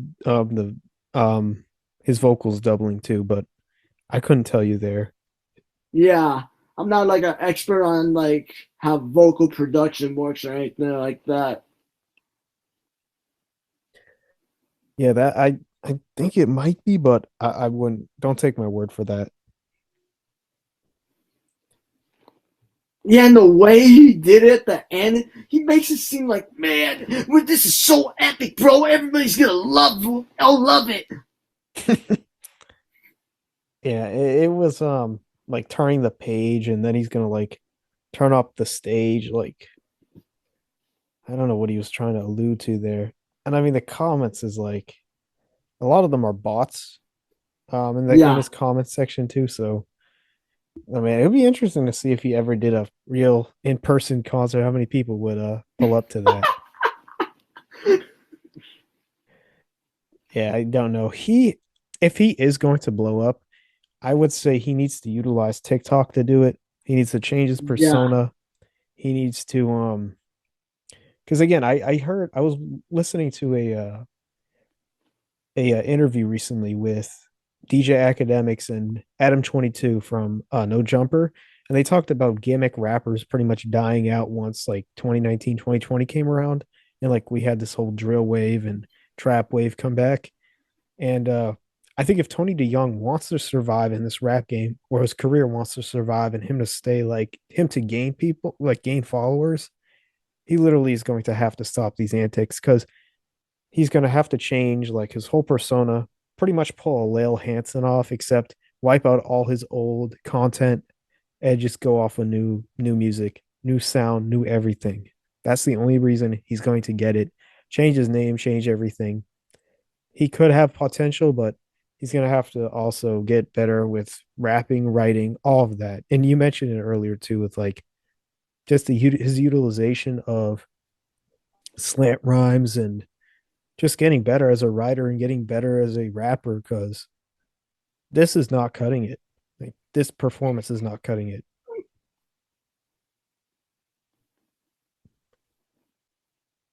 All right, so you want to check out that petition I was mentioning about? Yeah, let me go check it out really quick. He may have had his team take it down or something. I don't know.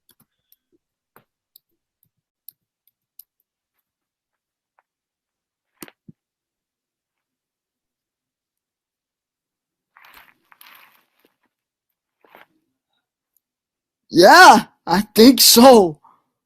Because I swear to you, there was a petition where it was like over 1,000 people signed that. Really? Damn.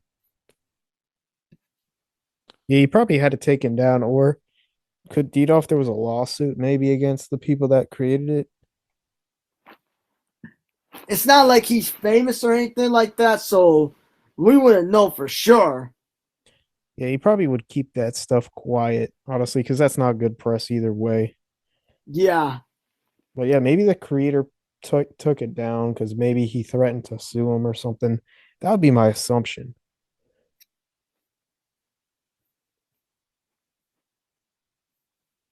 But yeah, going back to his music, like there's a lot of things he needs to improve in order to like stop being a meme. And I think it all started with the Dr. Phil appearance. Because unlike Bad Baby, I mean, she ran with her career right after this, and I give props for her to make a name for herself and make money off of her image. But with Tony, I mean, he kind of didn't listen to anyone, didn't listen to DJ Silk. And that was a big mistake, I think. And him lying about all his business dealings, like very shady. And it just shows you that he needs to be humble and he needs to take criticism, because a lot of music and any form of art, you need to take criticism and you need to be respectful too. And he was neither of those two things. Yeah, and it's funny that the last time he dropped the song, I don't know if he dropped anything on Spotify, but the last time he dropped the song was Sharma. So maybe because I feel like there's a low chance that, like the Pokemans of the world and Drake Bells, those type people ever heard my disses. But I would say Tony Young is probably one of the people where there's a higher chance that he's heard it.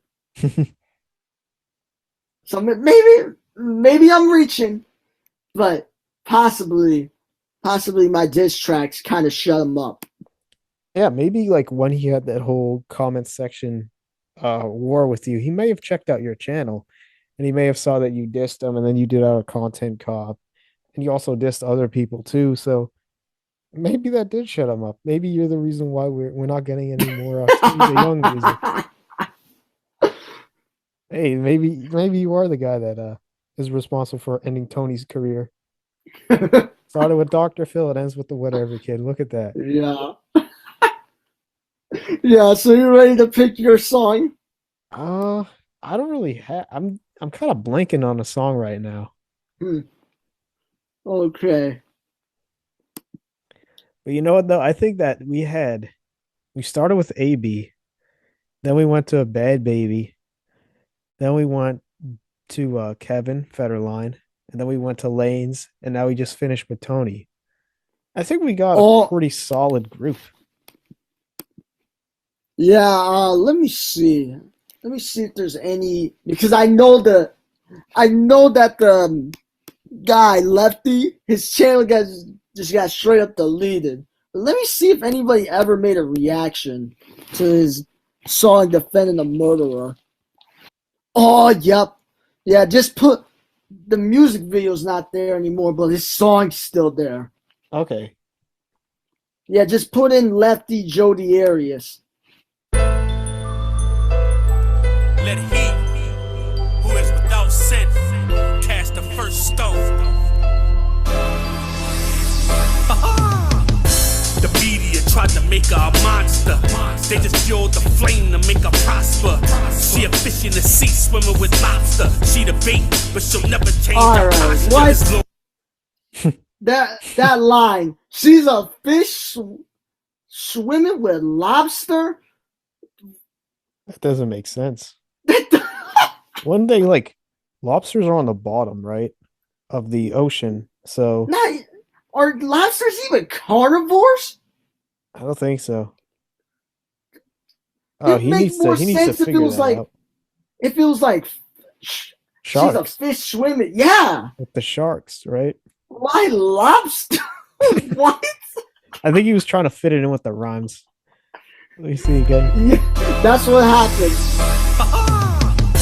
The media tried to make her a monster. They just fueled the flame to make her prosper. She a fish in the sea swimming with lobster. She Maybe he could have said something like, I don't know, something that would have I think he could have done a like a near rhyme with a word that maybe had like AR in it. Like because he could have maybe said like she's a fish swimming with the sharks. Or he could have even said like predators, right? Something like that. He could have forced that rhyme there, but the lobsters was a weird one. I think it was to keep his flow together, but still, that's a weird rhyme to start. Yeah, when you make a rhyme and the line doesn't make sense, really. Mm-hmm. Especially on this kind of song where you're trying to say that Jodi Arias was a good woman when she's not. The media try to make her a monster. No, man. She made herself look like a monster by stabbing a guy over 20 times. So I don't know where I know the media does twist things, like with Tom Brady in the Flakegate, for example. Mm-hmm. But this is not one of these scenarios. Yeah, absolutely because not. she stabbed a dude to death. Yeah, that's wild that he's defending this, but something's going on with this guy. debate, but she'll never change her posture. This little Jody from the city of Wairika, super dope. You see if you ever meet her, she played the part for a dude that didn't treat her like she a queen. Then the situation got deeper. Yeah. Yes, queen. Yes, queen. We got a murderer. Yes, queen. Slay. Yeah. That's the vibes he's giving me. And you know what's even worse is that this guy, I don't think got the full story. And I don't think that he should have even made a song in the first place about this. Because I don't think, do you think he knew her personally? Probably not. And who is he to make a whole thing about this case when he has nothing? He doesn't know anything about her personal life. He doesn't know how she acts. She could have been mean to him if she met him, right? So the fact that he even had the courage to make a song about this is just strange to me, because he doesn't even know he probably didn't even meet her personally. So the fact that he's defending someone who murdered someone is insane. Yeah, he actually did do like phone prison calls with her, actually. Did he know her prior to the No, probably most likely not. Wow. So that's crazy though. It's like, that's why I said simple mode. Because well, why else would he do it? And the other thing too is like, why did she even like pick up the phone? Like that'd be my thing. Like, why would you pick up the phone? Oh, maybe you want to talk to one of your fans. I don't know. Oh, I got a spoof. Instead of pick up the phone, baby, pick up the phone, Jody. Ooh, that's a good one. I know you're in prison, Jody. That's a good I know one. that you're locked up, but I want to hit you up still. I know that you got a man killed, but I do not care. you know, I had to flesh that out, but we can make a song spoof and pick up the phone, but you know, make it more to Lefty situation. You know, sipping over a murderer. Now she on trial, and it look blurry. Can't win the case when your lead attorney is hurt. Nermy warrior on point, ain't playing like Steph Curry. And that death penalty is making things scary. Picture her life as she sit behind bars. He said life. That's what he just, that's the line. And I mean, when he said death penalty is getting real scary. Again. Yeah, I love that. I love that part in the song where he's doing this flow where he's like, Jody, she's the sweetest girl you meet her. Crazy. Contemplating should she ended the night. Man, it just ain't right. Fight or flight. She never thought she'd be the one that ended his life. I wanna talk to you about a girl that I know. Her name is Jody in Arias. I wanna talk to you about a girl that I know. Her name is Jody in Arias. Again, this hook is the flow is bad on this one. Jody in Arias. Yeah, it's it just is not right with this. And I guess I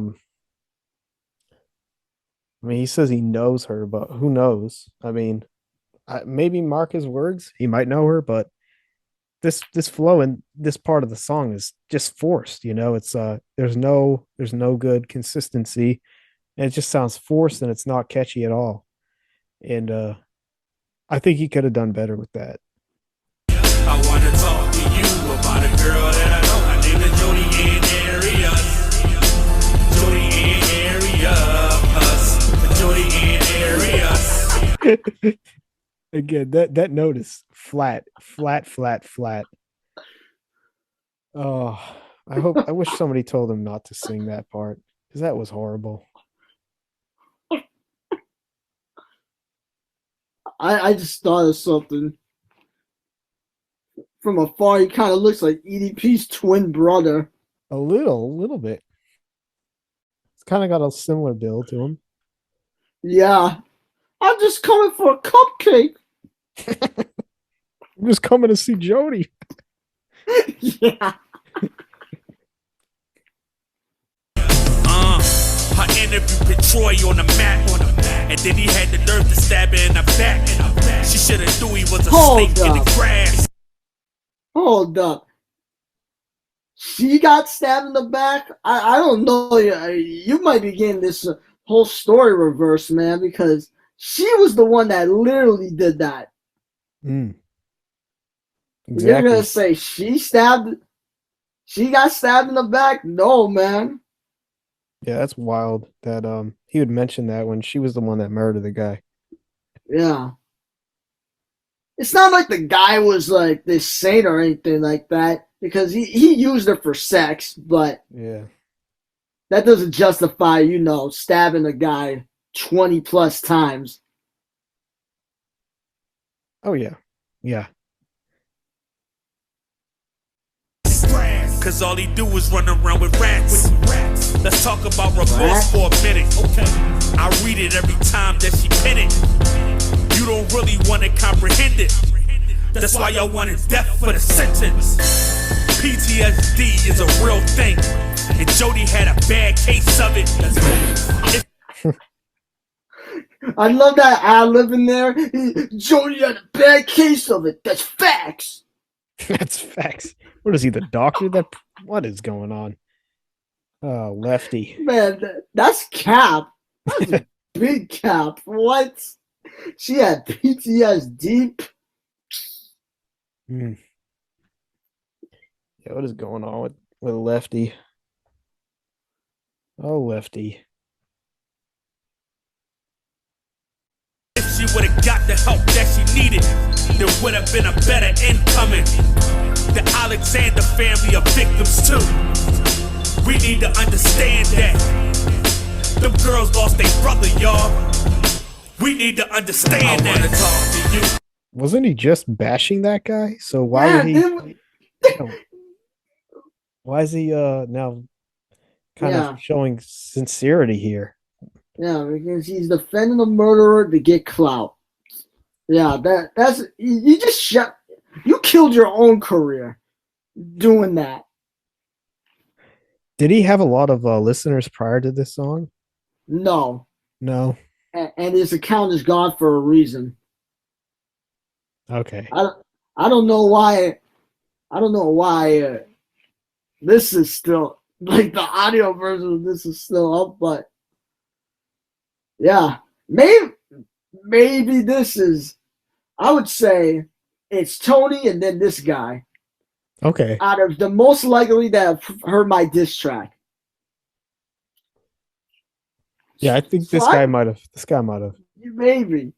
I know. I might be sounding like I'm patting myself on the back saying all that, but I make a diss track, and then not too long after, I don't know how long, but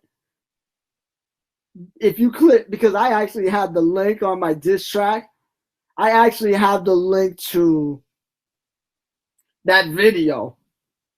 Okay.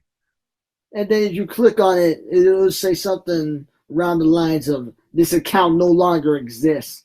Or this account got terminated. Damn. That's crazy. And you called out Gento too for being in the comments of Tessie, right? And then like I don't know what happened after that. Did people start like calling him out? No, but you know what's crazy? I have it in my phone because he was like going on a manic breakdown. And he deleted the video now, but I think I'll show you that off air. But okay. They're in the thumbnail. In his thumbnail, it has the thumbnail to my first diss on her. Wow. Yeah. So he might have listened to that too. Yeah, that's crazy to think about. Because it's not like he was like, oh, this guy, the whatever kid, he shouted to him for dissing Tessie that thought. It's not like he was doing that. He was just like, I don't know what he was doing. He was like looking at something related to Tessie, and then that my thing was a thing that came up as a part of the search results. That's awesome. Yeah. About a girl that I know, her name is Jody in Areas. I wanna talk to you about a girl that I know, her name is Jody in Areas. I wanna talk to you about a girl that I know, her name is Jody in Areas. Jody in Areas. Jody in Areas. I just think it's so funny how he always does the area so funny. Listen, Jennifer Wilmot did a job for sure, along with Della Rosa, that girl we all adore. Teamwork make the dream work. It could be worse. Now it's time for a pill on the real. Second degree, man, it should have been the deal. But I can understand why they went for the kill. This Jody Aries book ain't finished yet, cause she got some more chapters to fill. I wanna talk to you about a girl that I... That was bizarrely short. That weird verse.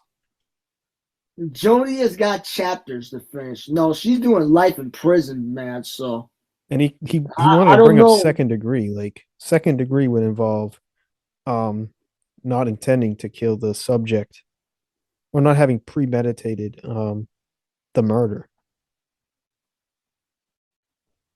Yeah, that this guy is just something else. Yeah. Jody Simp. Gosh. Yeah. Gosh, this is bad. Yeah, imagine being that down bad. This is pretty bad.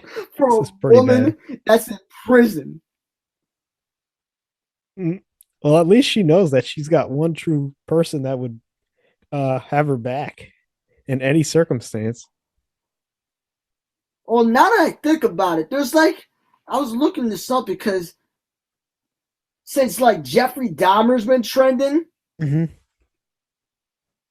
and I've been looking up serial killers on Wikipedia.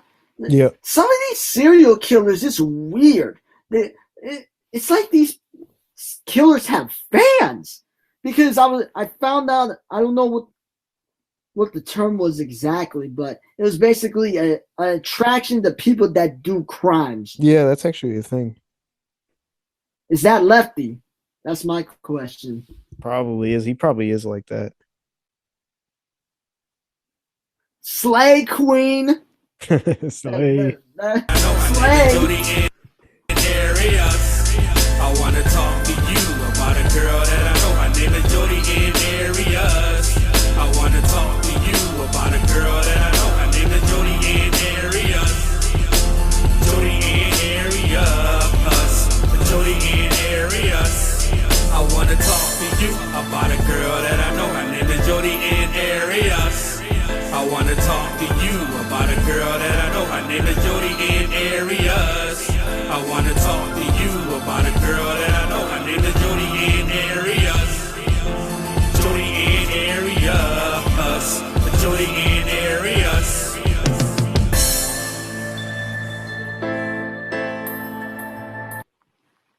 will Yeah, say though, that's it.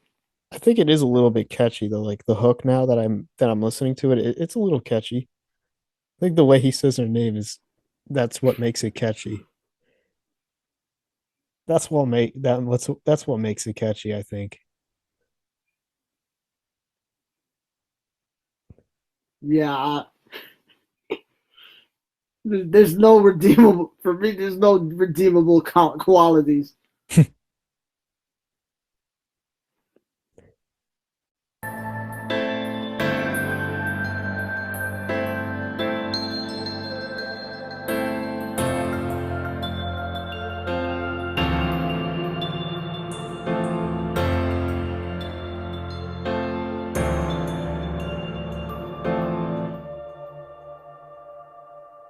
Well, that was it. And shout out to the person that took the photo of this guy because I don't know if you can see the light because he's wearing glasses. You can see that the light is like shining on his face, and that this is like, I think right here they edited it out a little bit, but his like sleeve didn't really blend in too well with the background. And again, here I think they took it out here, like they cut this part out, but they also put like the thing here, but I don't think he was standing in front of anything. This was all like a Photoshop. That's what I also looked at. But that's out of all the diss tracks that we are not all the diss tracks, out of all the songs that we listened to tonight, I would say this one would probably be the best one out of all of them. And I'd say the only reason why it's horrible is because he defends a woman who was a murderer. And also the hook is kind of weird. And he has a few iffy bars that maybe should have been rethought of. But other than that, compared to Tony and Bhad Bhabie, and we also looked at AB and Lanes, I think this guy might be the best rapper out of that crew. I'm gonna say Bhad Bhabie, actually. Really? For Okay. me personally. Because she actually, some of these people don't even know how to rap on beat. And then Bhad Bhabie, at least, she could rap on beat and is actually capable of rapping the flows that she was written. True. Yeah, I will say that. I do think that she's, I mean, who would you say is the worst rapper out of all those people that we listen to? AB's better than he was, but just judging by the songs, AB by far had the worst. Yeah, I would say he had the worst one too. I'd say second to worst might have been Lane's because I don't know, it just was too spoofy for me. And I mean, you couldn't understand one bar. I'd probably put this guy first, Bhad Bhabie second, probably Tony third, just because we could understand what Tony was saying, even though he was just saying nonsense. I'll put him 3, 4 with Lanes, and 5 was AB because that guitar thing was, I mean, it just got annoying. 5 minutes of him just spewing that out was pathetic. You want to listen to one more song to close it out? Okay, sure. Yeah, so Farrah Abraham, Blowing. Let me get that air, that breeze, I'm blowing, I've been falling away. Let me get that air, that breeze, the wind I need. I'm blowing, I've been falling away. Oh, it's one of these EDM songs. Yeah, it tries to be at least. Oh boy.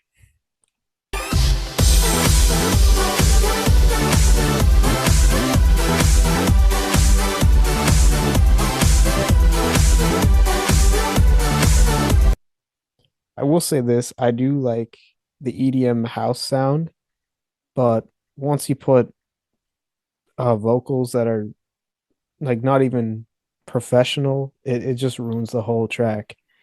And I can tell right now that she's about to do that.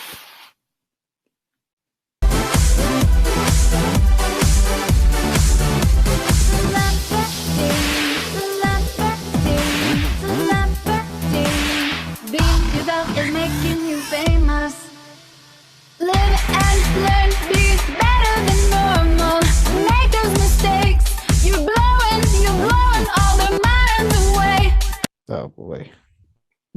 I knew you'd I've be able to heard. put that in there.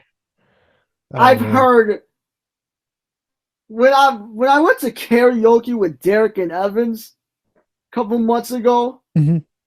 I heard people that were better than her there. I know, right? You could find talent anywhere. I think you could find someone on the street that could sing better than this. Wow. Yeah, it's not like you even have to be good at singing to be better than her. This is bad. Oh. This is an embarrassment to all the EDM people out there too. You have to, I mean, I feel bad whoever constructed this beat because this is actually a pretty decent beat and pretty decent instrumental. And I think it would have been better if you just said, okay, no vocals at all. We're just doing this. It does make me wonder who agreed to do this with her. I have no clue. Was it the people that were a part of the video, a part of the show that she was on? Could that have been it? Or was she, maybe her agent said, "Hey, let's just do this music video, get some money off of it." She made it. The thing is, she made a full album actually. Oh my gosh. 2012, she made a full album, and it's legit one of the worst things ever. One of the worst albums ever. Damn. And there was people saying, "Oh, well, actually, though, I swear, people just say things to make them."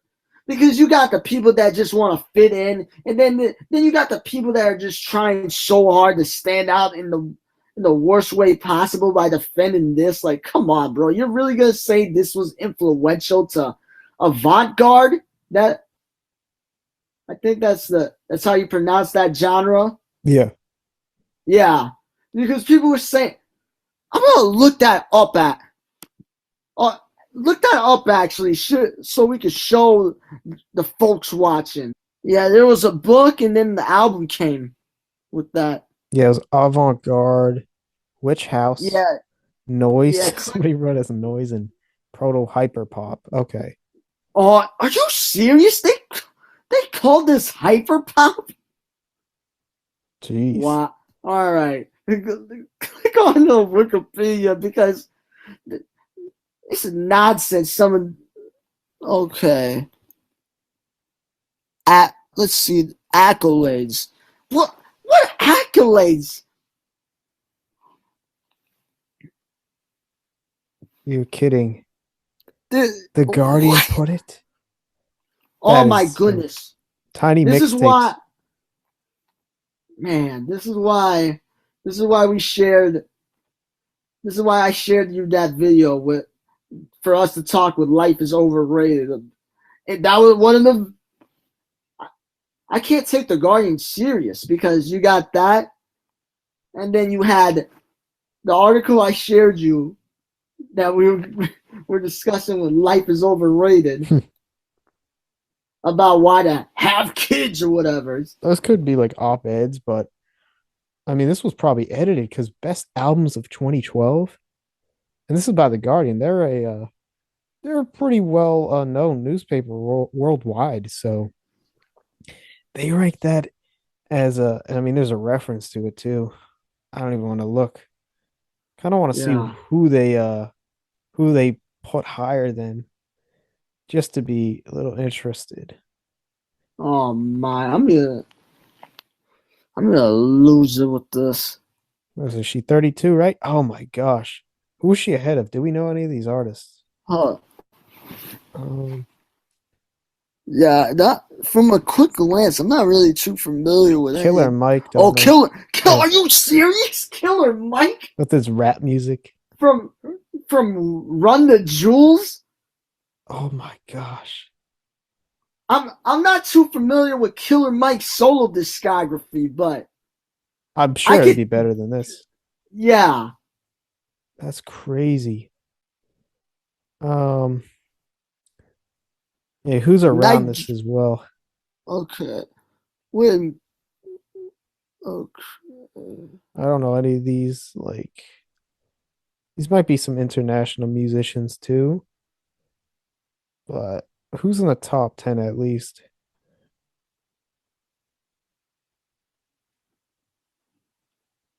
Okay, they just want a paywall here, but anyways, I want to see what's below Farrah again. you have Mala, Dexis. I am. I Yeah, don't know I any of have these. never heard. I have never heard of that. I'm pretty sure Nigel. I know about Nigel because she has a song on GTA, Hmm. and it's a really good song.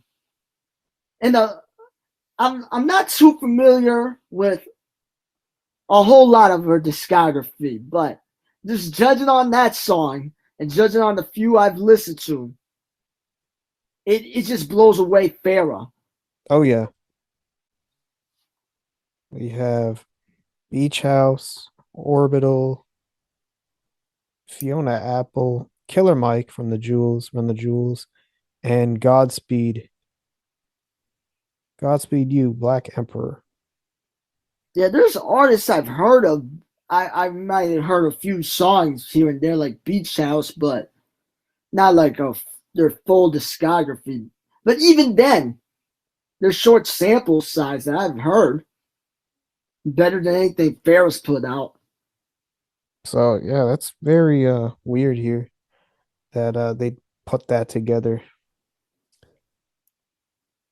Well then, that is I think pretty. there was a part of that Wikipedia page where it says the influence that it's had.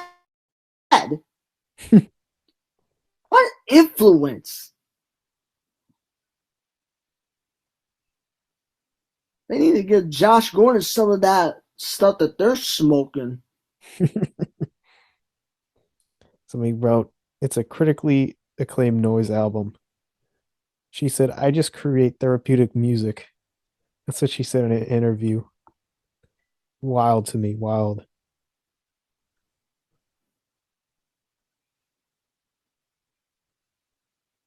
Somebody goes, Farrah Abraham's pop music should make her an avant-garde icon. Oh my. This I thought this was going to be written in the Onion. That's insane. When I see things like that, this makes me think we live in a simulation. I think we do.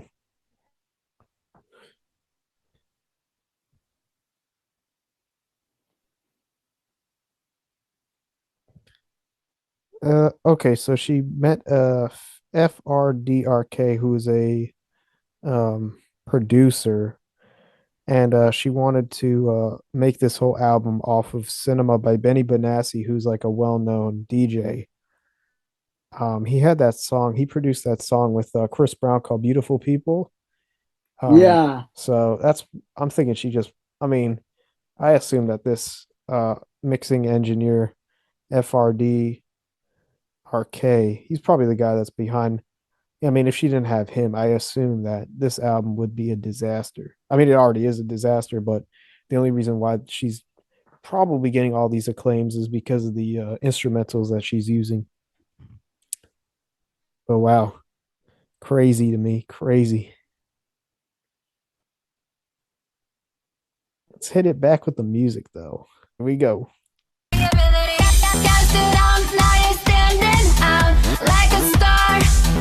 Be true to you, topping all the charts. Let me get that air, that breeze, the wind I need. Yeah, this is I don't even like how they use that like small screen, the green screen, when she had like her verified tick on Twitter. That was kind of a weird thing that they added as well. Yeah. But horrible mixing of the vocals here. This is not a good job at all.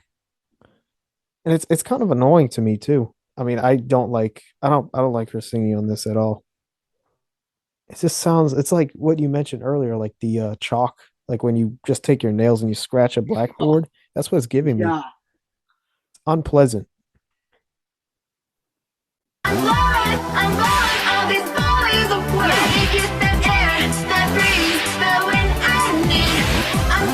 I'm blowing all these bullies away. Celebrity, celebrity, celebrity.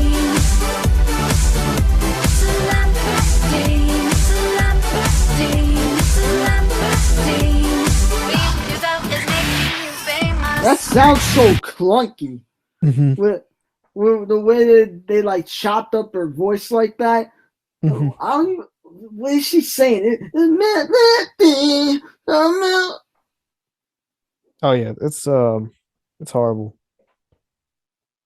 The way that she did that was horrible, unpleasant. Like just everything is horrible. Oh man, yeah, this song is I don't even know how people listen to the whole thing in my eyes because I don't know what it is, but some music, just some of it's so annoying that I can't listen to the whole thing, you know? And this song right here, I don't even know want to know what happens after this, you know? Yeah, Tessie. Tessie's Oh, that her way for music, me. you Oh can't listen to that. man, there's a lot of things that you could pick over rather listen to her music. Yeah, this was like you mentioned, the chopping of her vocals is garbage. Oh man.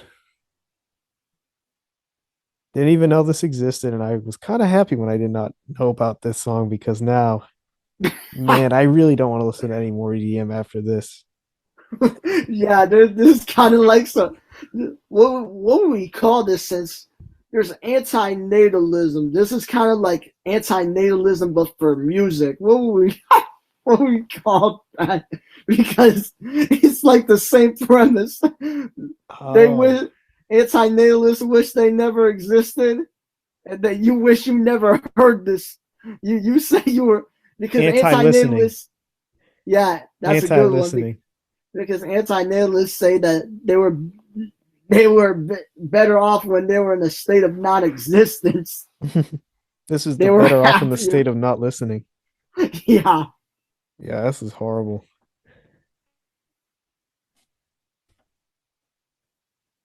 All these ups and downs with the best of her around. Following Fred requested fan pages. Being a star is better than not knowing who you are. Who you are. Let the hate stack up positivity. I like how like the trolls and the haters come in here. Being you,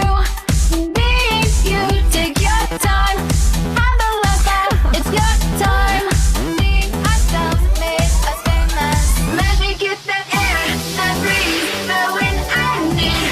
I'm blowing all these bullies away. Let me get that. Blowing all these bullies away. Stop the cap. Stop the cap. Wow. Air, that breeze, the wind I need. I'm blowing all these bullies away. Celebrity, celebrity, celebrity. Let me get that. Did she say celebrity? Is that what she's saying there? I don't know. To me it sounds like melody, but who knows? Who knows? That's true. That breeze, the wind I need. I'm blowing all these bullies away. That breeze, the wind I need. I'm blowing all these bullies away. Get that air, that breeze, the wind I need. I'm blowing all these bullies. Let me get that air, that breeze, the wind I need. I'm blowing all these bullies away. Let me get that. You just heard it there. Like it was that one whether they just engineered that, you heard like a dip in it. And you hear that all the time now.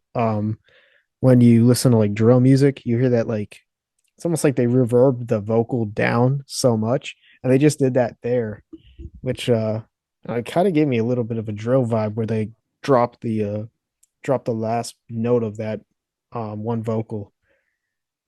Yeah, if I was on the Guardian, because what this song was made, I think 2014. Oh, see, this is ahead of its time.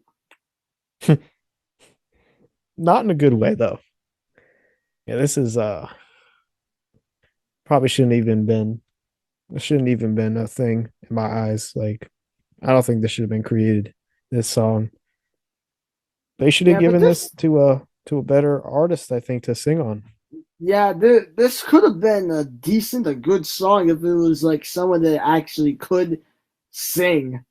Oh yeah. You could have given it to any pop star, even R&B singer, and I think they would have done a whole better job than this, because this is a I'm sure you could probably find the instrumental online somewhere now, but she did not do well on this at all.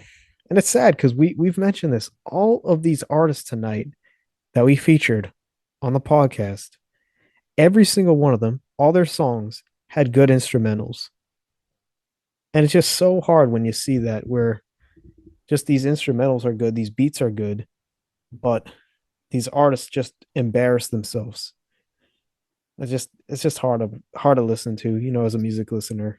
Yeah, it really shows you the importance of having good vocals. Oh yeah. And this just doesn't cut it at all. And then also it shows how the voice can be used as an instrument, but that's not the case with any of these people. Not at all, man.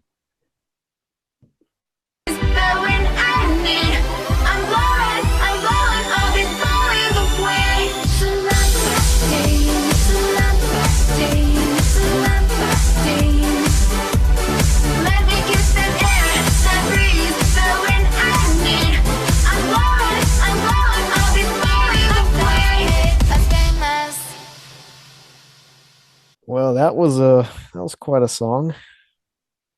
To say the least. To say the least, that's correct. Yeah, just to recap though, I mean, all of these songs that we listened to and reacted to tonight, I mean, they were all awful in their own ways.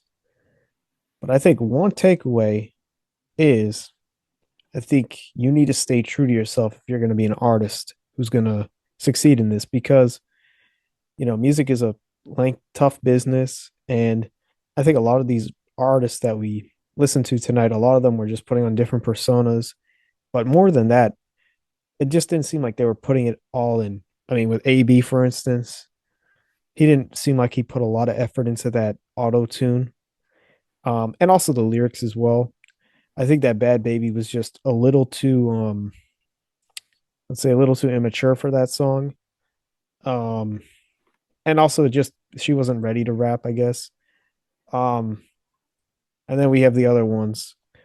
Tony DeYoung. I mean, there's enough said about him already. Kevin Federline, again, he was just playing tough guy. And then you had the Jody Arian guy, who, again, maybe could have kept his mouth closed. And we have Lanes, who, I think he just has a whole persona at this point. And then Farrah Abraham, who we just listened to, maybe should have sang or practiced singing before. But yeah, that's my whole takeaway from that. Yeah, the thing about it is, like AB and Farrah Abraham, they got famous from a whole different avenue. And because of that, I think they believe at least that, oh, hey, since AB, I was a star football player. Oh, I could do this rap thing. Or Farrah Abraham, oh, I was a star reality show. And I could be a singer. And then you got all of this. You got all of this vocal engineering and all that. My voice will sound good, right? No, even with all that, you sounded like trash. Yep. Pure trash. And I think another result of that is there's yes men, or they either don't want to listen. Mm-hmm. Totally fair. or they just don't. They just straight up don't care. That could be it too.